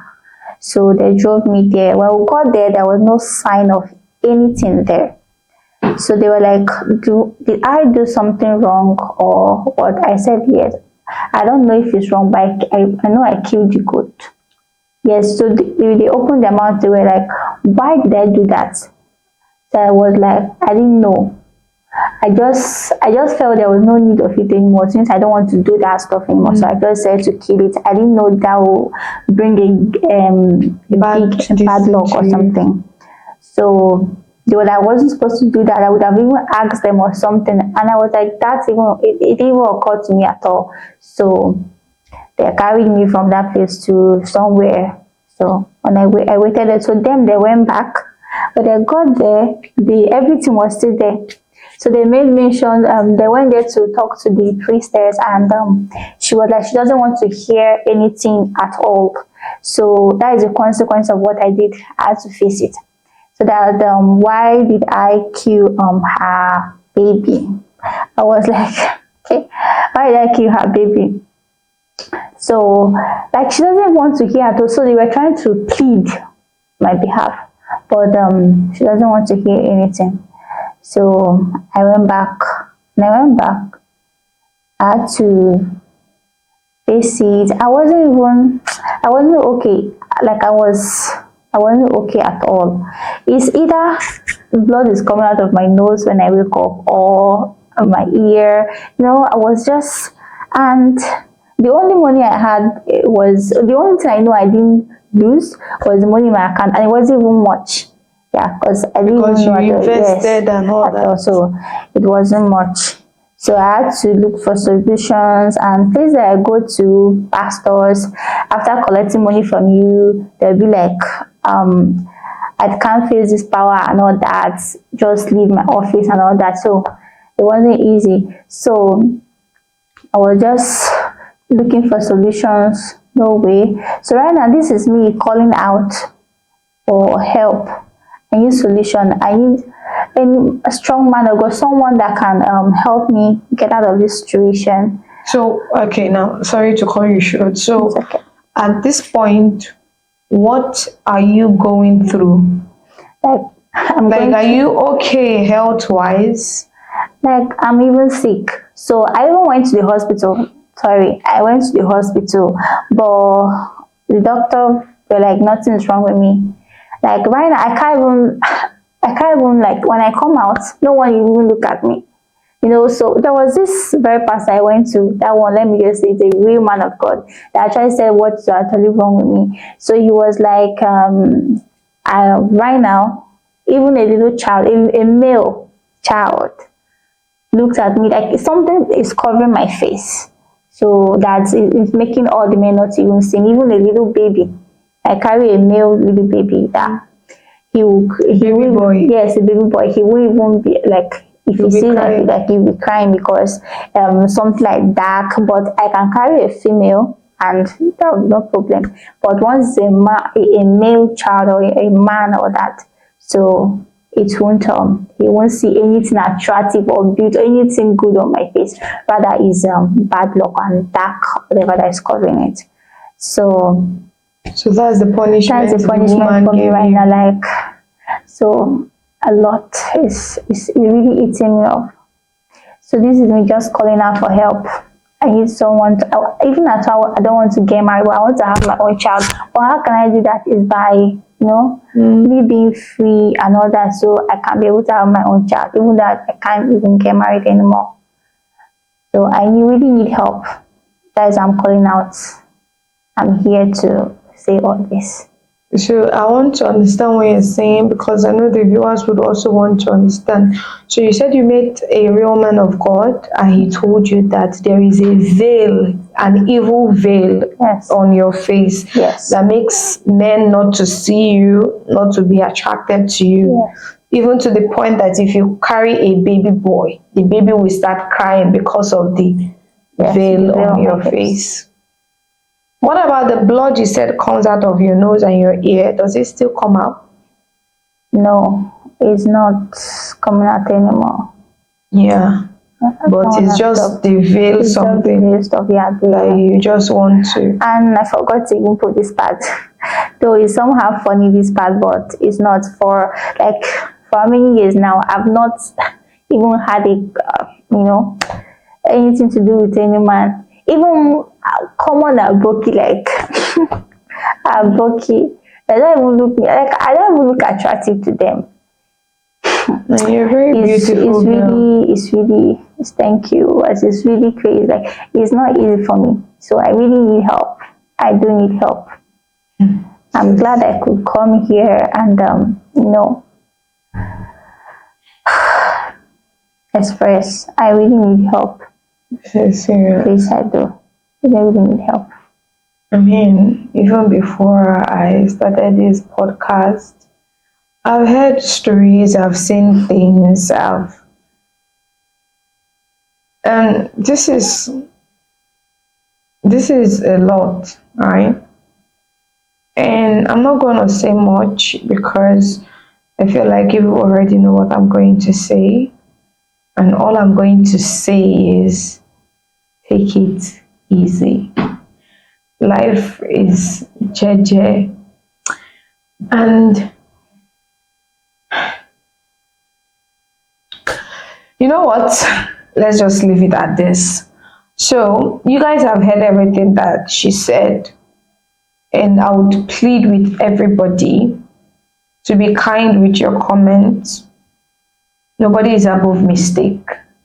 Don't judge your fellow human until you wear the shoe. And even some of you will say, this type of shoe, I can never wear it. Never say never. And also, never judge a pain that you know nothing about. So if you're someone out there and you think you can help this young lady to remove this evil veil on her face, please come forward. I beg you all in the name of God. And to the ones that always send me DMs I see DMs, I see emails, I see messages, and thank you guys a lot. You guys have been so helpful. You guys have been so wonderful. You guys, your suggestions goes a very long way, because each time I drop an episode on this podcast, I always stick to my Instagram DM, and if I tell you that I don't see your message, I see every single message and every number and every person that you people are sending to me. I'm taking note of it. So please, if you're somebody that you know that you can help this young lady out, please let's help her out. We are glad, and personally I'm happy that whatever she did didn't take her life or didn't mess up her health. It's just the veil that she is not, no man is ever going to find her attractive again. Because you people heard it, she said even down to common aboki. But this young lady that I saw, that I'm looking at, people will not see her face, but I saw her face when she came here. She is a very beautiful young lady. And if you get eye, you go see am. But because of the stuff they said that is on her face, that makes men not to find her attractive anymore. I know she made a mistake, terrible choices in the past, but that's why it's the past, right? We all, for the fact that she's still here, that is God giving her a second chance to life. So please, let's help her so that this second chance that God gave her will be worth it. And don't forget to share this video to at least 5 of your family members or your loved ones. And I'm going to see you guys on my next episode.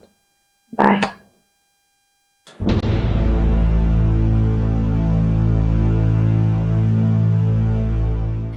I started prostitution at a very early age. I was like a Keziah in my street because all the guys in my street had already slept with me. Because if I ask my mommy for money, she won't give me. 200 naira, a guy will sleep with me. 500 naira, any amount. Just because I just have to have money with me. I wish I know that my mommy will not give me. I was 15 years then.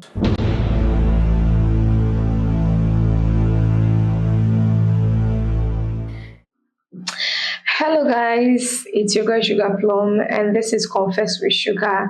And you guys already know how we do it here. There will be no use of name or any means of identification. So my dear, when you want to start voicing out your confession, please use them, they, you, I, he or she. Please don't say anybody's name.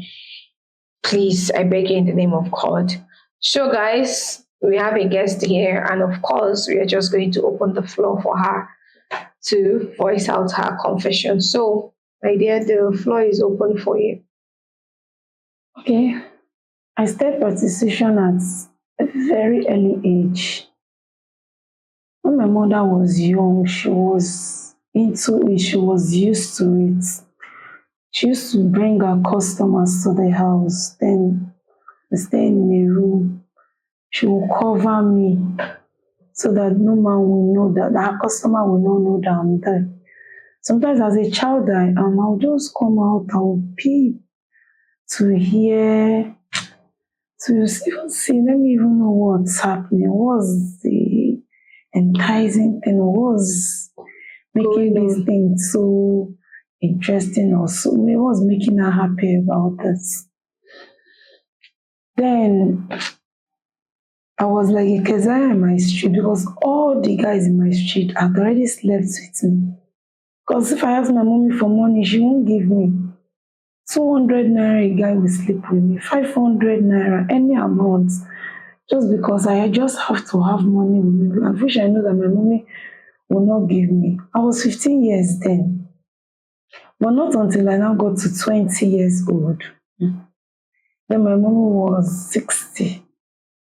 Me and my mommy were always having misunderstanding.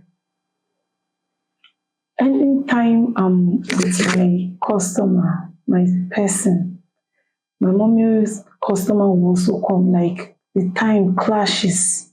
Okay, let's say you're sleeping with your client, and then your mommy brings her own client to come and sleep because you people are staying in the same room. So she will now be shouting at you. Is that what you're trying to say? Yeah. Okay. Continue. That's what I'm trying to say. So the thing, there's we do have misunderstanding. We do have fights. Mom is always angry with me. Then at a time she was like, "No, I have to go and look for my own." No. Luckily or unluckily for me, I don't just know what exactly to say. A neighbor moved out. Then I was able to move into the house.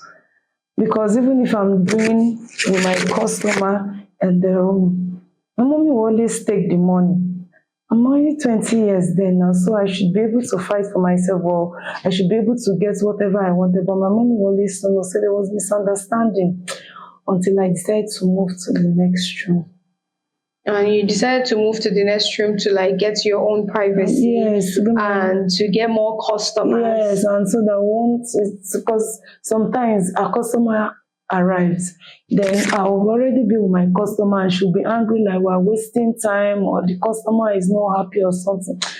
So that was just the best way for me to just move to the next house. Okay. So and the street people, they know us well. They know that mommy and daughter, this is what they always do. They like to nag, they are prostitutes, but we don't care.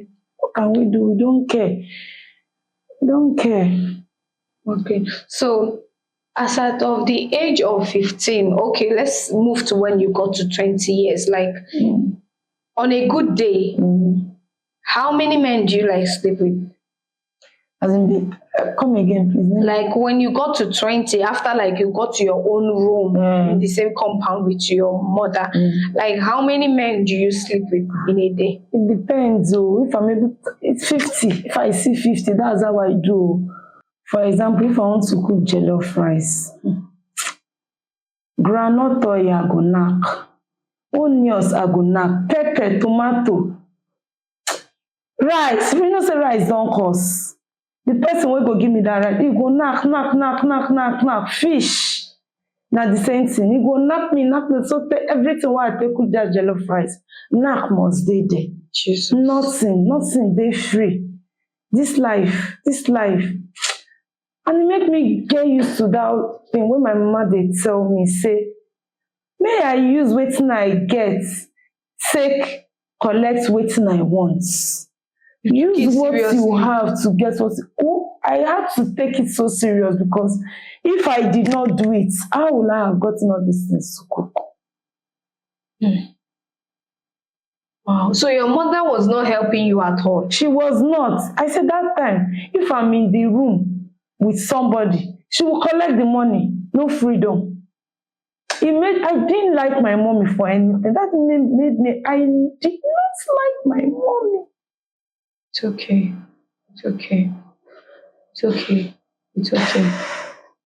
So my mother died at the age of 63.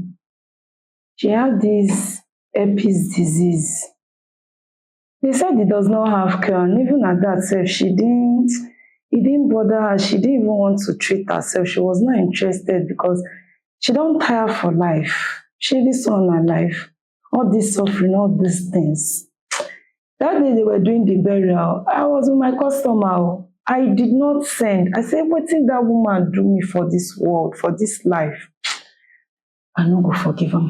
I no go lie. And wetin she do me, when she introduced me to this kind thing.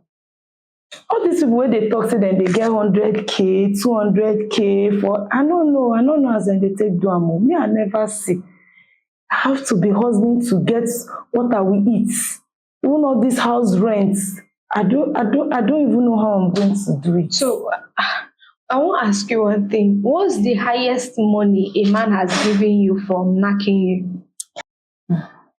10,000 naira. That's the highest. 10,000. You see how much? 10,000 naira. I don't know how those other person they take to am. I go there here say then they pay me 100k, pay me 200k. How they take they do am? I don't know.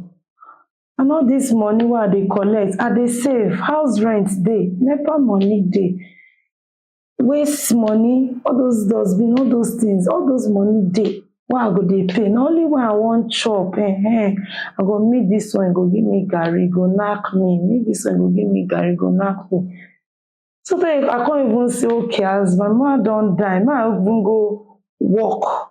Make at least I go dey get something. Clean now, na clean na work wey I come dey do.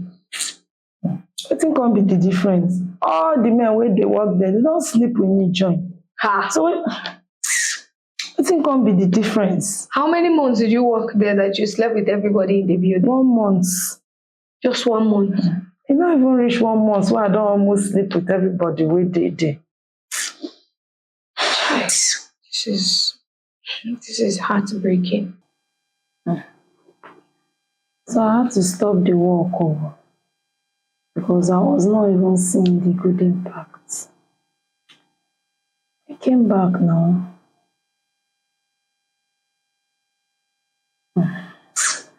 I blame my mommy for this thing wey she do. Even if I see her in heaven now, I no go greet her.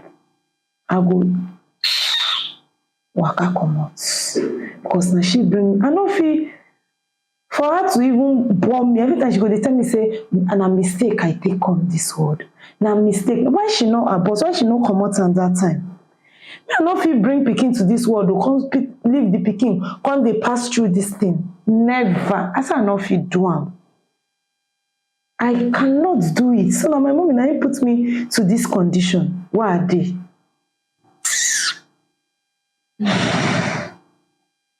So I want to ask you something. This question has been in my mind. So you said you started this at the age of 15. So I want to ask you now, if I say like I give you like 100K, will you be able to stop it?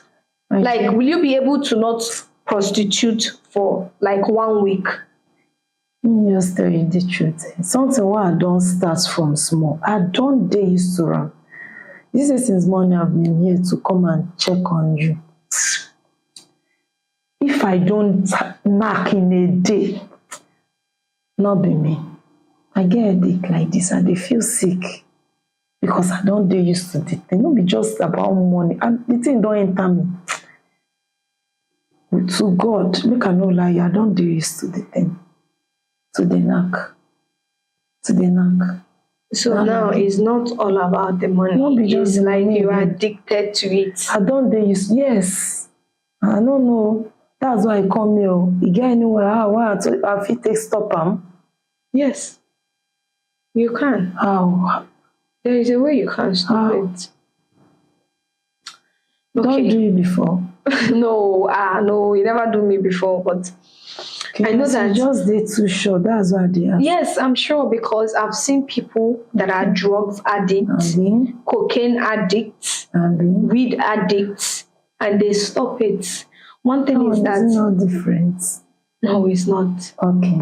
It's not different. Okay. Like, do you want to now? Let me ask you a question. Do you want to stop it? Yes, I want stop am. You want to stop it? Yes, Abby? I want stop am. You know that when a person is overweight, when you are fat, and then you want to lose weight, you have, first of all, you have to put it on at the back of your mind that I want to do this, I want to change. So do you have it at the back of your mind that you want to change? Yes. You want to stop it. I want stop am. And that's the only thing we need I want stop am. for you to stop it. Do you understand? I want stop am because the thing no dey help me at all. I want stop am. I want stop am. Honestly, I want stop am.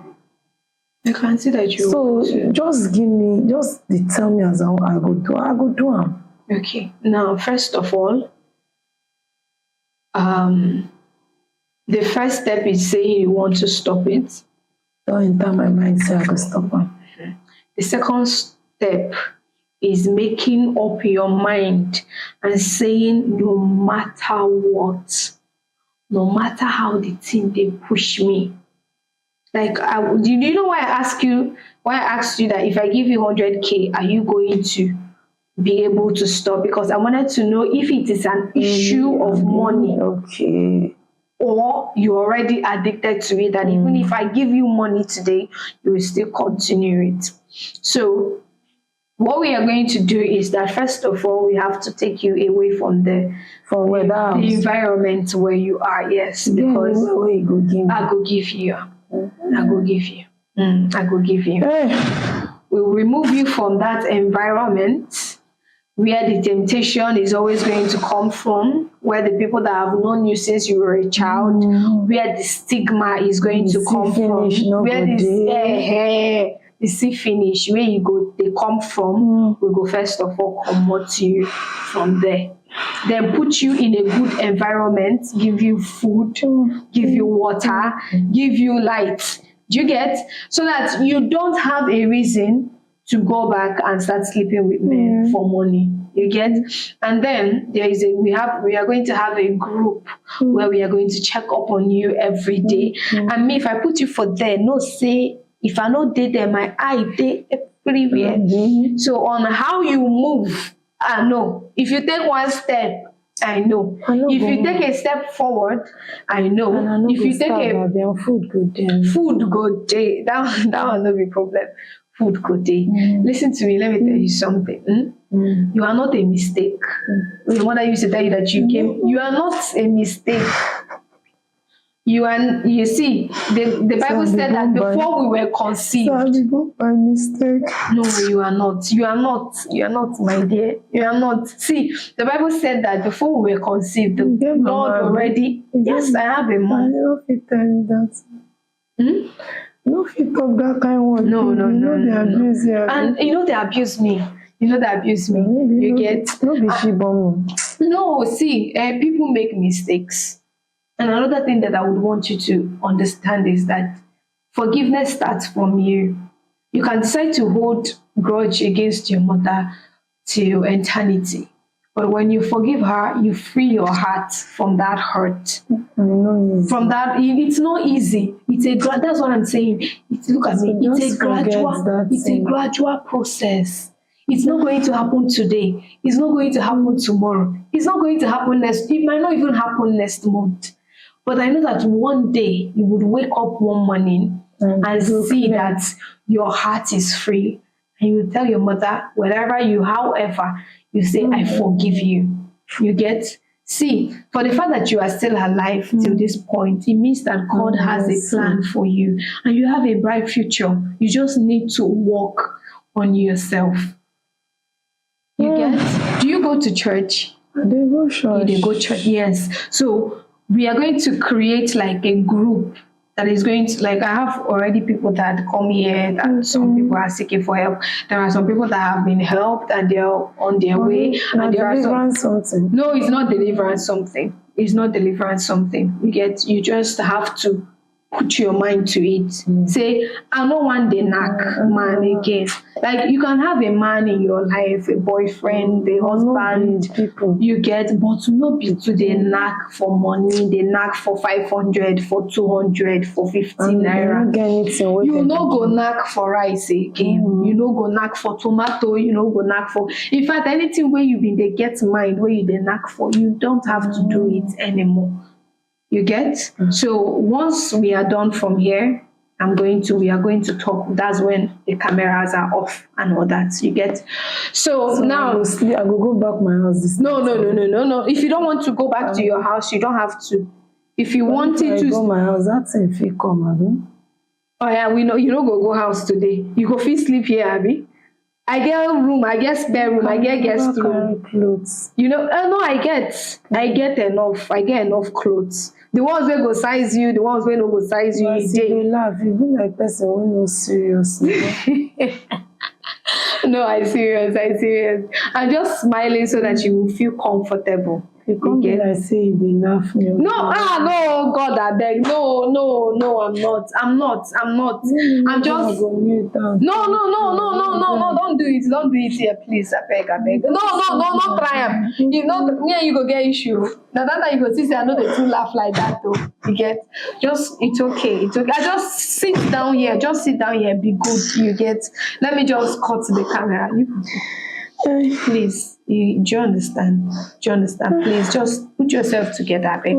Now, People stop thanking me. Let me finish. You get, just we are good. We are okay. You are fine. You're okay. You'll be well taken care of. You get. So you guys have heard what she said. The only thing I have to say in this is that me, I'm not the type that want to judge anybody. But if you're a young girl and you're out there and you know that it's not your time, you are not capable, financially, emotionally ready to have a child. If the environment where you are is not okay for you, conducive for you to have a child, don't bring in a child into this world just to mess them up at the end of the day. It's not a must. It's not a must. It's not. There are so many ways you can prevent unwanted pregnancies. There is so many ways you can prevent unwanted. You and I know so many ways you can prevent it. You get. So this is the only thing I have to say about this. And just like we are, I'm always going to say nobody is above mistakes. I know some of you stay judging people in the comment section when you know that you yourself is not pure. Even God said he without a sin should cast the first stone. So if you think that you are so pure and you should be judging somebody, that's your business. But what I'm always going to make sure is that whoever comes to this show is going to live a better person. And I will see you guys on my next episode. Bye.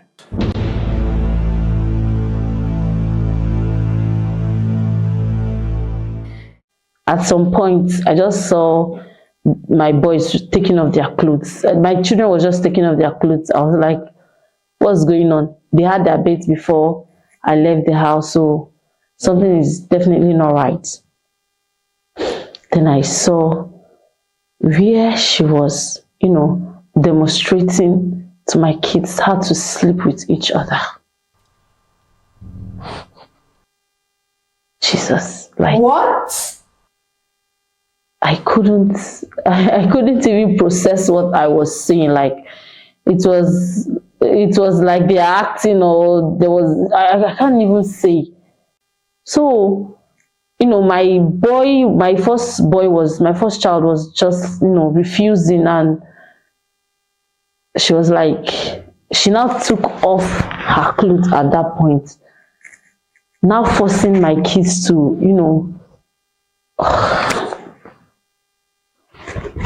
to sleep with her, like to give her head, like to Yay!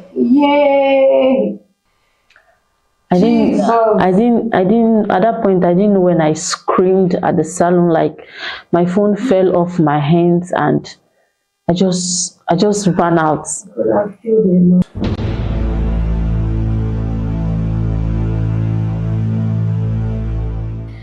Hello guys, Sugar Plum here again, and this is Confess with Sugar.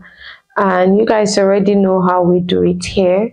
So there will be no use of name or use of any means of identification.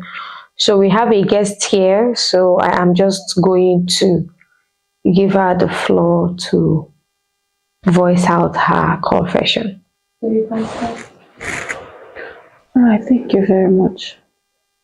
So it started after my marriage, when I had my 3 kids, and my husband is not always around.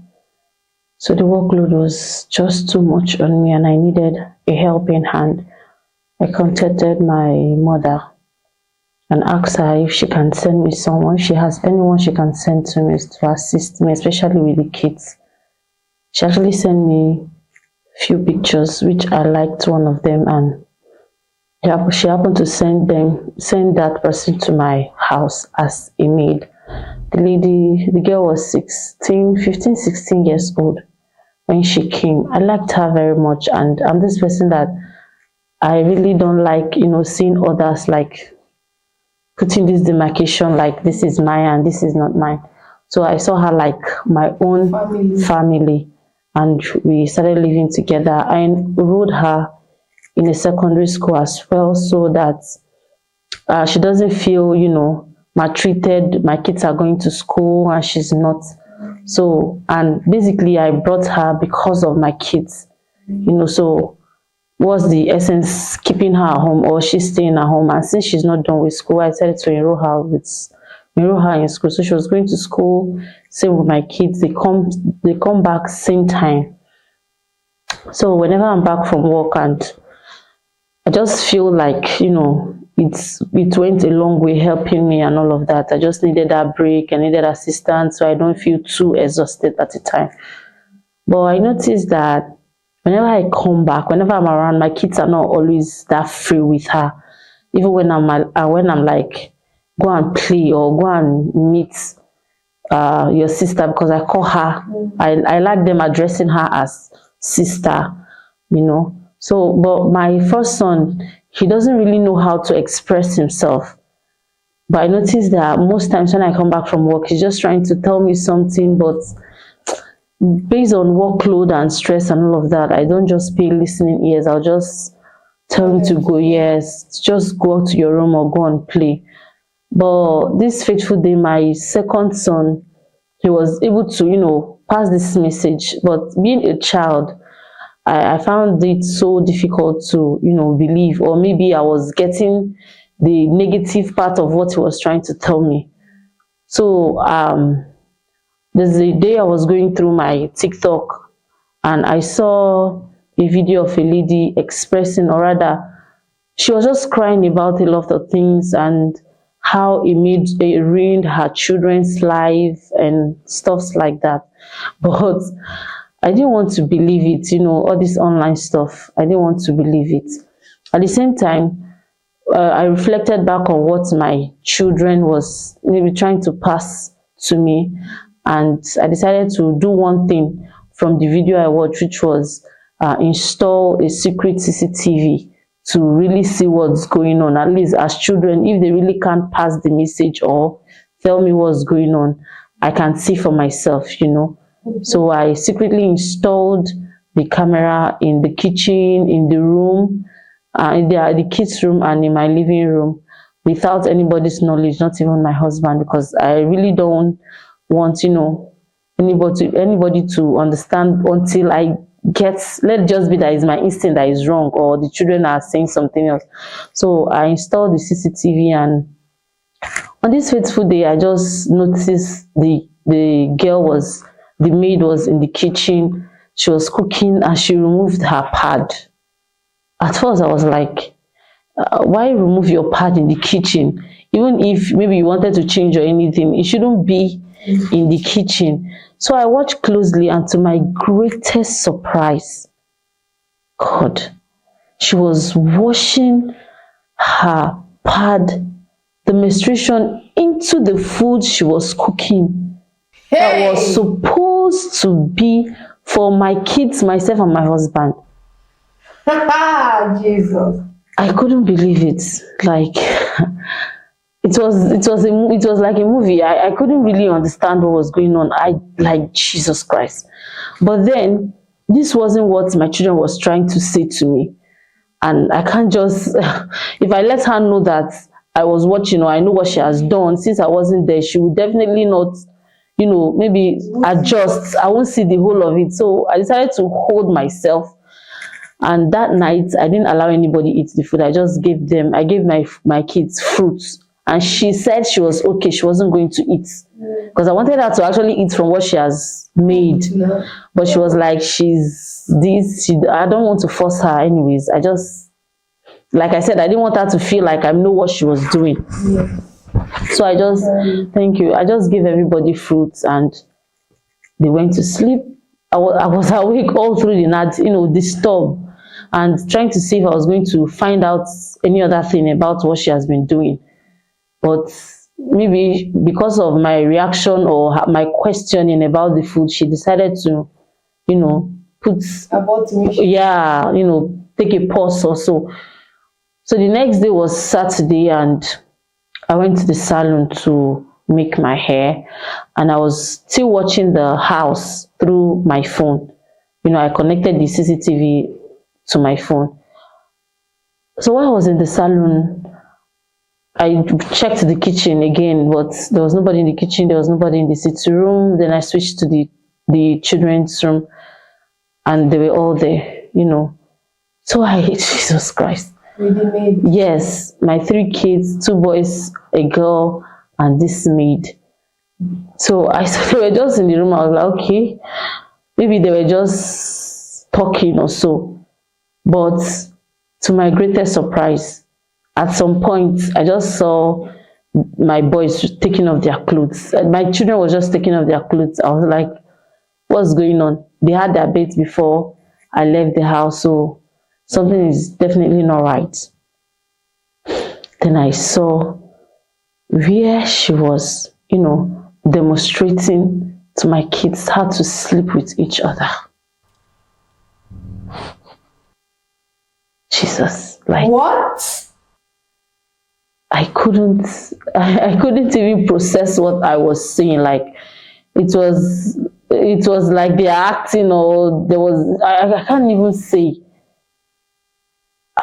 how did we get here? Like how did this happen? So my first child was just refusing, and she was like, she now took off her clothes at that point, now forcing my kids to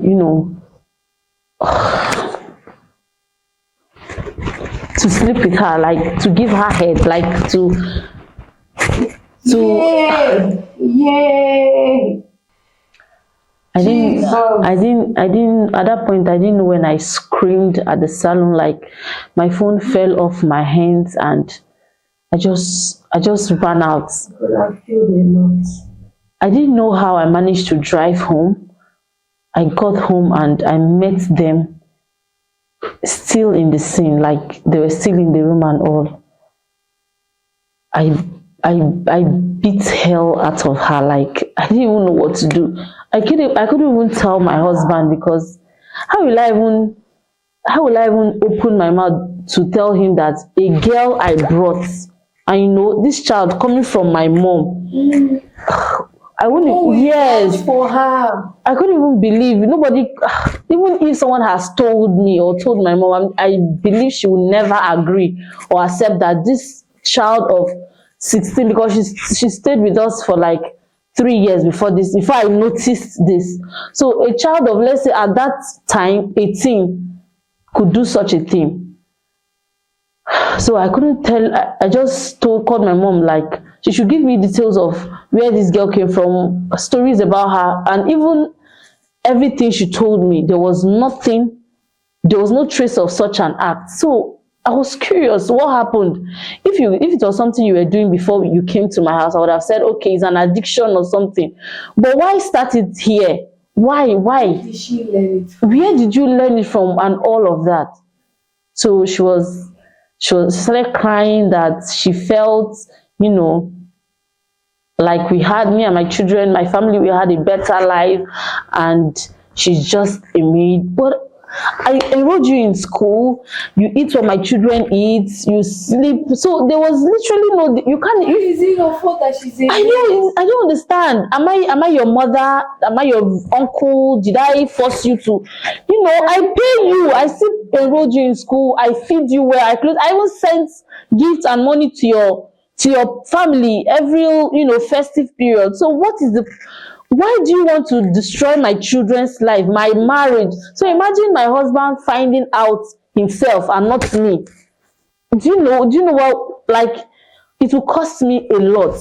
I can't even recover from that. Jesus. All I did was just. I'm so shocked. Like the amount of evil in these children's mind, like I don't understand. Up till date, I couldn't even figure out where she learned the real reason. Maybe someone sent, I don't know. It just felt like somebody sent her to, cause me harm or destroy my children's life.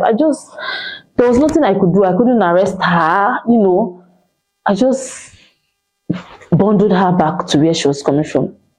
And since then, I vowed never in your life, in my whole life, and even the life next to come, will I get a maid.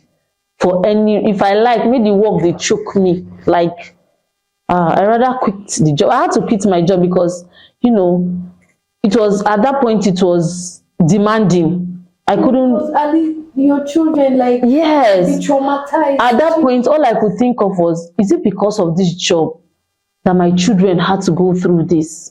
Imagine I didn't discover this at this point. Imagine what they have gone through before now. So I had to leave the job and look for something less demanding of my time. More. God saved you. Up to today, I'm still apologizing to my kids for, I can't even imagine. I can't even imagine. All the while they were trying to explain to me, trying to communicate to me, this was what was going on, and I was just, me being tired because of work, sending them. But we never. Oh, thank God you found out on time. Jesus Christ, how evil can somebody be at a very young age? You can imagine someone like, I pay her, I send money to her family. I just see her like family, especially because it's coming from my mom. Yes. So, it's not your fault, though. You're a nice person. It's not your fault that you're a nice person. But please, mothers, be careful out there. Be very careful. Even these small children, now them on their own words. Adults, wahala. Kids, problem.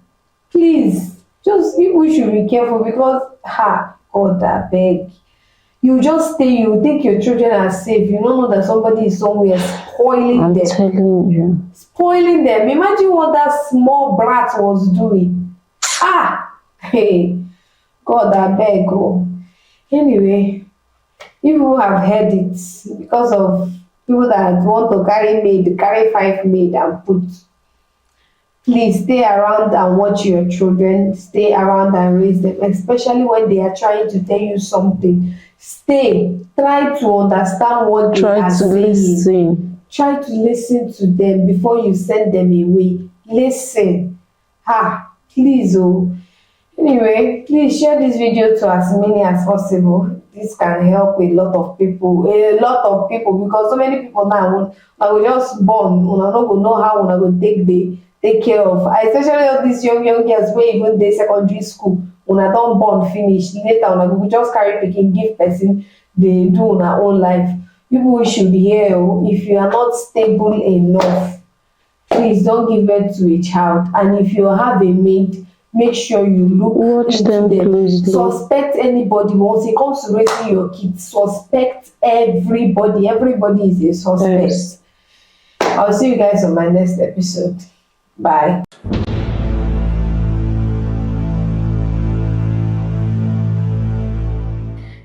I notice sometimes if I'm walking, he will be staring at me. Maybe I feel, okay, maybe he's trying to observe me as a girl who's trying to grow.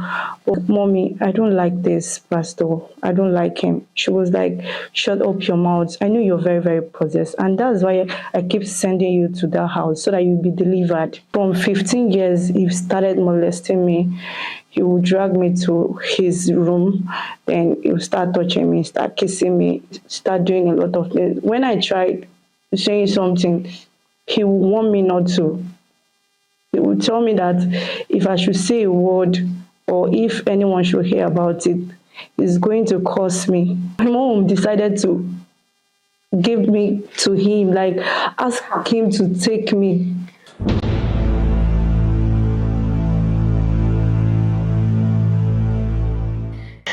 Hello guys, Sugar Plum here again, and this is Confess with Sugar.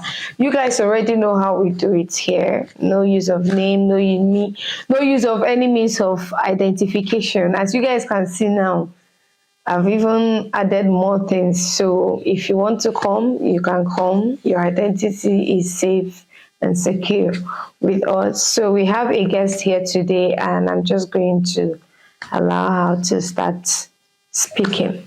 So, my dear, over to you. My life has been a mess since I was 15. And all this trauma have been cursed through someone who is bigger, who have been respected. Someone very big, a pastor at that. a well-respected man of God. It was at my teenage age, at 15 years. There's this man of God that came to my place. So he was doing a lot of miracles and a lot of things. He was well known. People were coming from different places to see him, making sure they are committed to him because of his name and things he did. He did a lot of miracles. So from there, we started. I and my mom, though, we do go to different places because of our condition then.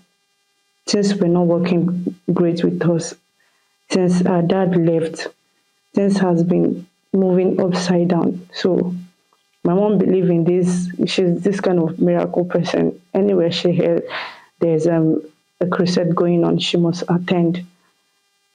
So as this pastor came, so my mom already gone to meet him. So we became close. As usual, anyone that comes around do like me. I don't know, I have that grace that people do like me. This man started getting interest in me. As a young girl, I was thinking maybe he's liking me because of the kind of, let me say, grace, because people do like me. So he always want me close to him. And my mom was very comfortable with that, so comfortable with it. She always want me close to him. So little by little, we started getting closer. Each time we are done with Sunday service, he will ask me to come over to the house. And my mom was very cool with it. She sees nothing wrong with it. So anytime we finish church program, I would just go to his house. He would tell me to come help him in the house. So each time I go to his house, sometimes he started by looking at me somehow. I didn't see anything wrong with it. I was too young for that. I don't even understand anything at that point. And did you ever tell your mother that the pastor was looking at you somehow? At that point, I don't really understand anything. I don't really understand it. Okay, it keeps happening when he started making moves. Yeah, he started touching me, started drawing me closer to him. So I tried complaining to my mom. I tried telling her. I wanted to open up to her, but she never gave me listening ear. She feels I'm possessed, like she always say. Sorry, have you ever gone to your mother to say, "Oh, this pastor is doing so thing to me," and she didn't say anything to you? Well, as a child, then there are some things I don't see as a problem. Though I notice sometimes if I'm walking, he will be staring at me. Maybe I feel okay, maybe he's trying to observe me as a girl who's trying to grow. But when he started dragging me closer, touching me, so I went to my mom and I was like, "Mommy, I don't like this pastor. I don't like him." She was like, "Shut up your mouth. I know you're very, very possessed. And that's why I keep sending you to that house so that you'll be delivered."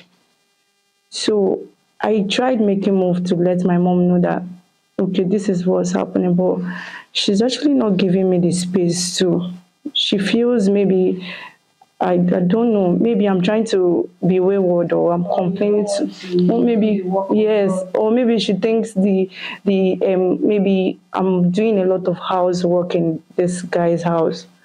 Why whenever I go over there, I don't even it's always end up in bed. Yes, it ends up in from 15 years he started molesting me. He would drag me to his room, then he would start touching me, start kissing me, start doing a lot of things. When I tried saying something, he would want me not to. He would tell me that if I should say a word or if anyone should hear about it, is going to curse me.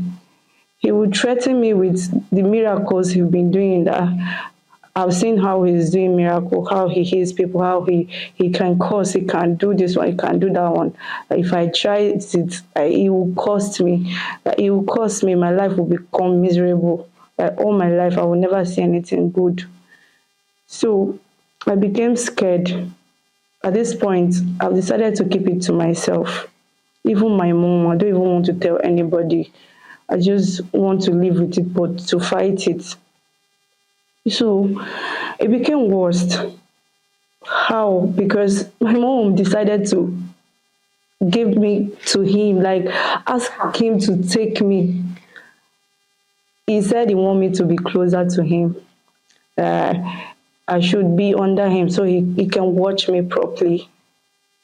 I told my mom, Mommy, I don't want it. Though I know we really don't have money at that time, and I was still schooling. It was really difficult for my mom to provide and pay for my school fees. I understand. I understand totally. But sending me to that man's house was a very big mistake that my mom ever did. And I don't think I will ever forgive her, because I tried explaining things to her. Some mothers won't give you listening ear. She never did. She did not. So finally, when I moved in to this man of God's house, it became worse. I don't even sleep at night. I don't even sleep at night. He doesn't have a wife, children, nothing. At that point, nobody is in his house. I don't even know if he's married or not, but I'm not sure. I think he's a young guy. Yes, he's a single man. I feel so. He came to my place. It's not as if I actually know where he's from, where his family is from or something. He came for crusade. So from there, he started staying. So I don't really know anything deep about this man. Even my mom don't even know him that deep. Based on all this daddy something, when they see somebody doing miracle, they're already attached. They have started serving the person as God already. So I don't have any deep details about this man, about him, his family, or married or something. So that's how it continues.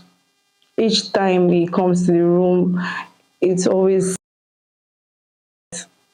even when I'm not in the mood, even when I'm not ready for it, I'm just a toy. This is what I'm used for.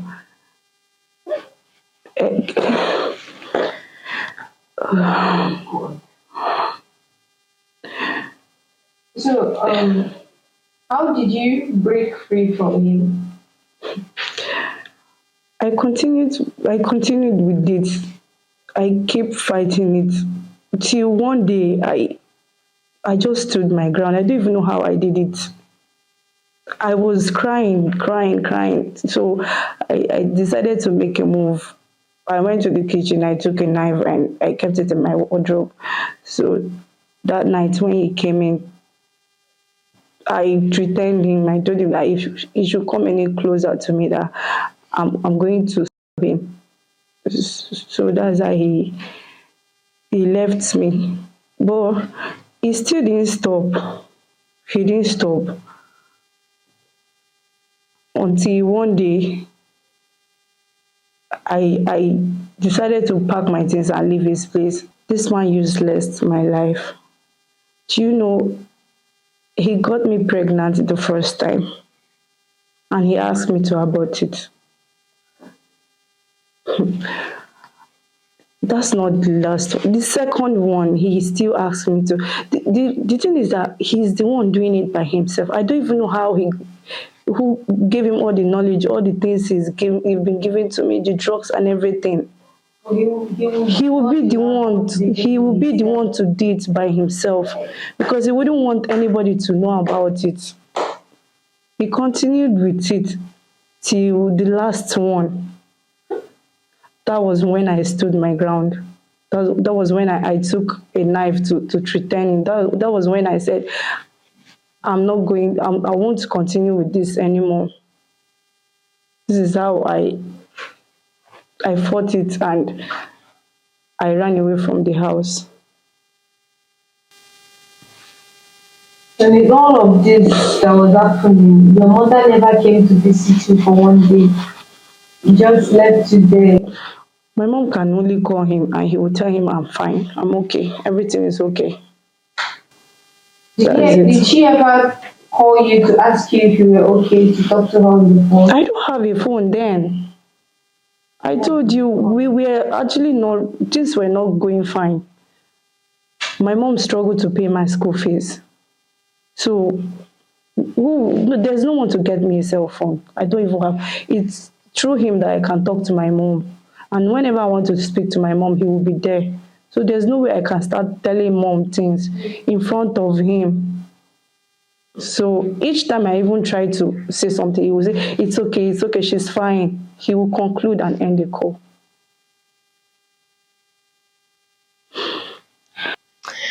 I'm really sorry you had to go through that. Nobody should ever have to go through that.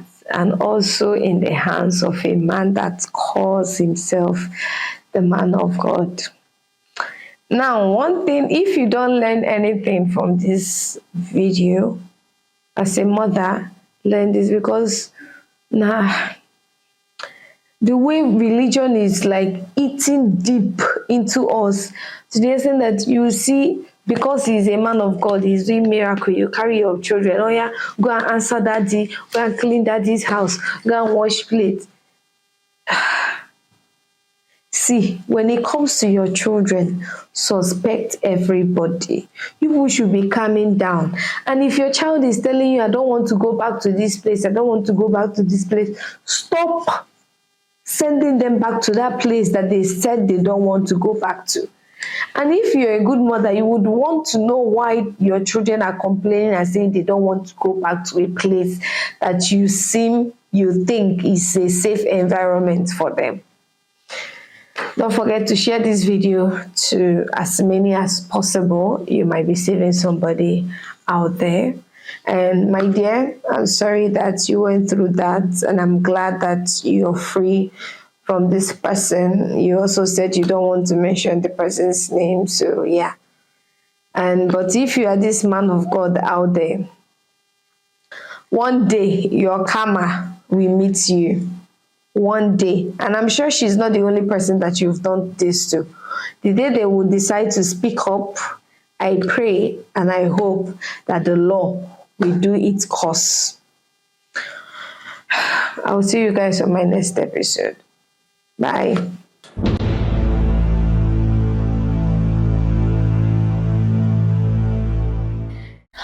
After a while, my boyfriend started acting up. I didn't know what was going on. To the point that it became so abusive. He comes home drunk, tipsy. What if he marries me? What's going to happen? Besides, I'm not even a complete woman. I have one kidney. I thought we were one. I thought we were sharing one kidney. Blessing that you gave your kidney so that you will not die. It's asking, telling you that you're not a complete woman because you have one kidney. Hey.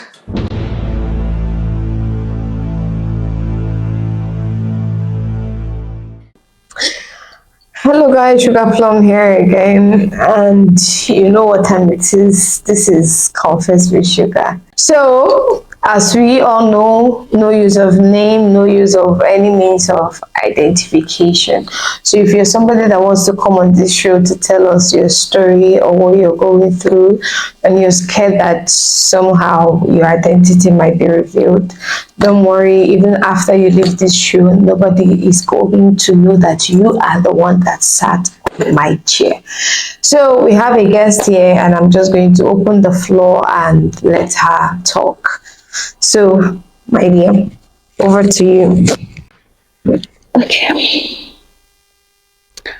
So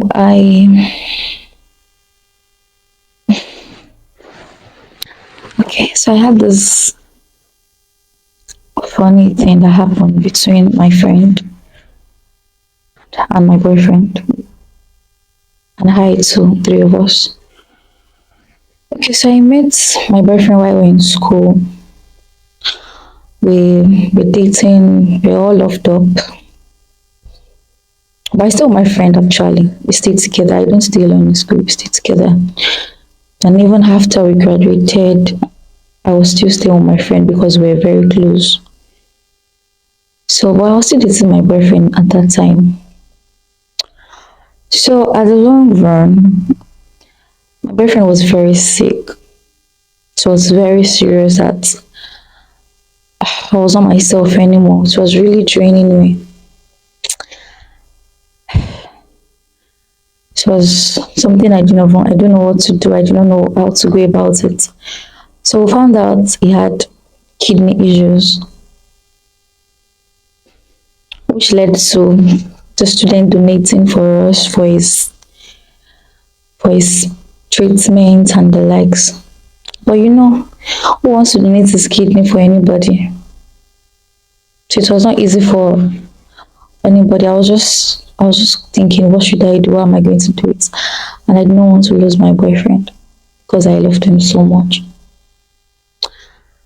So I thought about it. Well, he's my boyfriend and I'm going to marry him. So why don't I give him one of my kidneys? So I spoke to the doctor and they said we were going to run some tests, which they did. After doing that,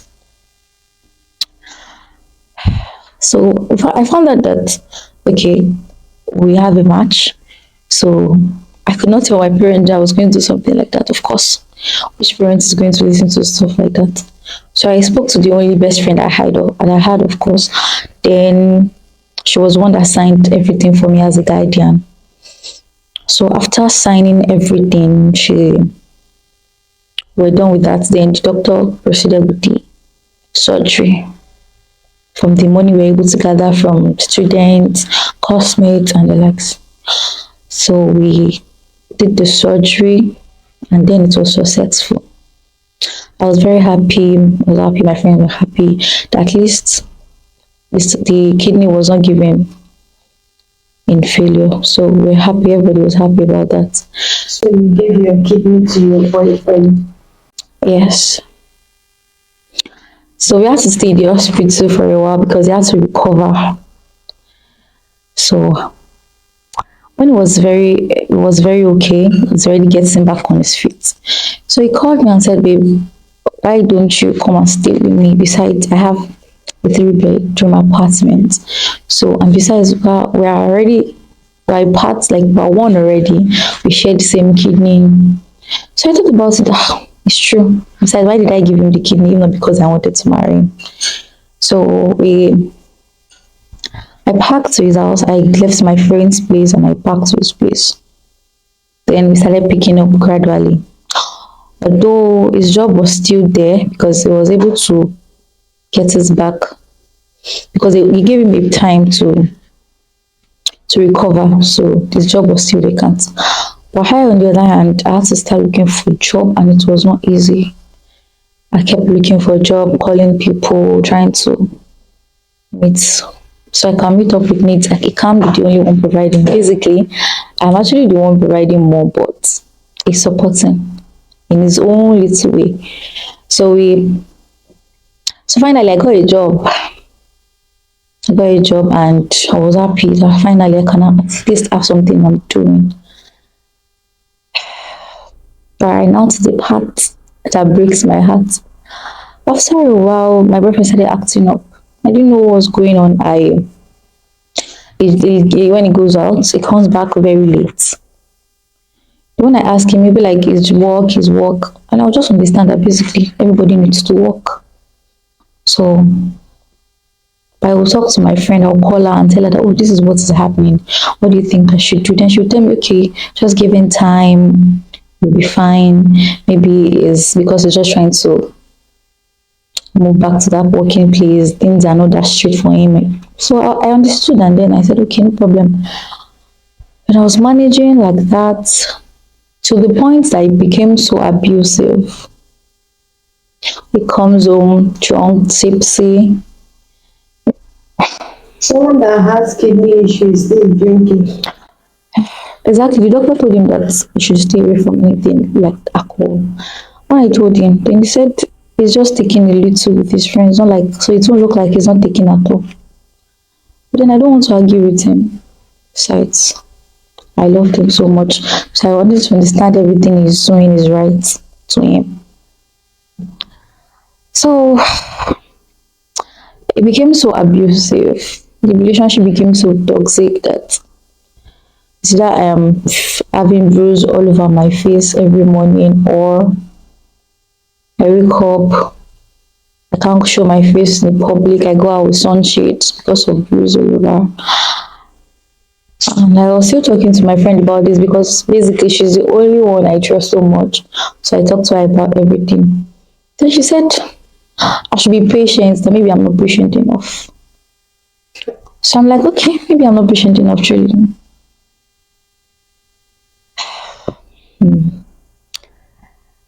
So there was one day he came back home and I asked him, oh, why are you just coming back? Then he started calling me nagging girlfriend. Why am I nagging? He has not even married me and I'm nagging like this. Okay, what if he marries me? What's going to happen? Besides, I'm not even a complete woman. I have one kidney. And I was so shocked that, oh, I have one kidney. But I thought we were one. I thought we were sharing one kidney. The person that you gave your kidney so that you will not die is asking, telling you that you are not a complete woman because you have one kidney. Hey! So he said he does not even think he can continue with the relationship. That why is he going to be with a woman that has one kidney and he also has one kidney? So what's going to happen to his children? That means anybody can die amongst any one of us. I even thought he was joking. I was still trying to make a joke out of it. Then he took it so serious. I saw that his countenance changed.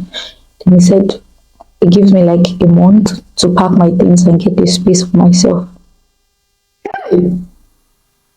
So you gave him your kidney for him to survive.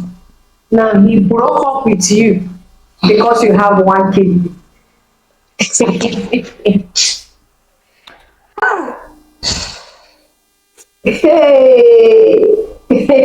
Jesus, right?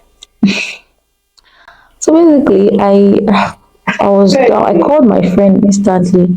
I was crying on the phone, like I was in shock because I didn't expect him to act that way. She just said I should calm down. She's going to talk to him for me. That maybe he's going through some things. Okay. Then the next day he saw me in the house in the morning and said I'm still here. That before he comes back from work, I should be out of the house. And I called my friend again. That fine. He said maybe I should give him space. Maybe he needs some space. Okay, it's fine. I have the space in our place before, so I can just go back there. They will continue staying together. But she said her aunt is coming to stay with her for a while. Then the house is too small for 3 of us to be. So then I felt like, okay, that's true. And I don't want to inconvenience anyone with my own. So I called my brothers, I called some of my friends I could call, and I added some little money I've been able to save from the work I'm doing and got a space for myself. And I moved there. I didn't hear from my boyfriend since then. And my best friend, of course, I was not hearing from her. I felt like, okay, maybe she's busy with work. Of course, she might be busy with work because everybody's busy. Then I understood that everybody have their personal things to do. But I noticed that it's getting so much. Besides, we call ourselves like every time to tell us, okay, this is how things are, how you doing and all. Then she stopped calling. And if I text her, she hardly replies me. Posts on WhatsApp and Snap. So I was wondering what was wrong. But I felt like, let me just leave her. She also has a lot too. So I was just in my living room and I was strolling through Instagram. Then I saw my best friend posted a snap on IG. Then I checked it. Same time my boyfriend posted, my ex actually posted again. Then I noticed it's the same place and at the same time. So I was wondering, I told my mom, said, why is it same place, same time? Like maybe I'm overthinking things, or why am I even thinking that way? Besides, they hardly talk to each other in my presence. So basically, they are not close. So I just ignored that part. But after a while, I was missing my ex because all those talk things out. Maybe he's now back to his normal, so maybe he wants me back now.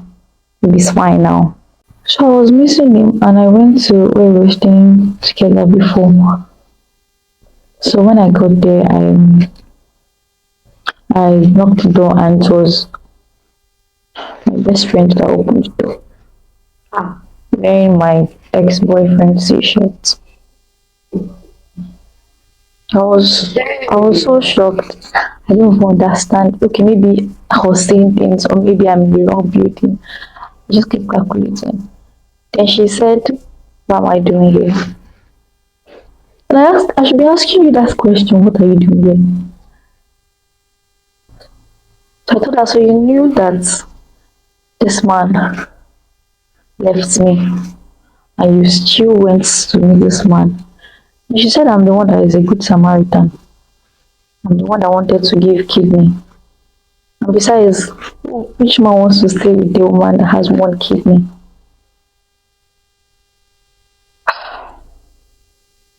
I was so surprised that my own best friend from first year to our final year could actually do this to me.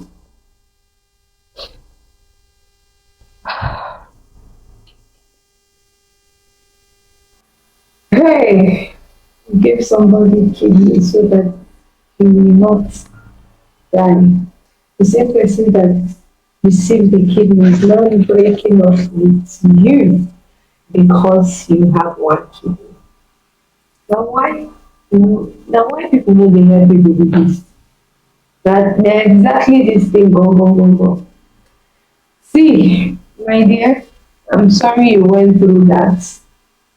I'm sorry, but you just have to move on because he is not even a good match for you. And for the fact that he even went after your best friend shows the kind of man he is. This type of man is ready to sleep with your own sister. Go. So you dodged a bullet. The only thing wey dey pain me here na the kidney wey you give that way. Yes, and that's the only thing like. But it's well. See, I don't need to say much. If you are loving, love with yourself. If you dey say I love you, I love you, I love you, love with yourself. Don't forget to share this video to as many as possible. Please be kind with your comments. Some of you, your comment is to be kind with your comments. And I will see you guys in my next episode. Bye.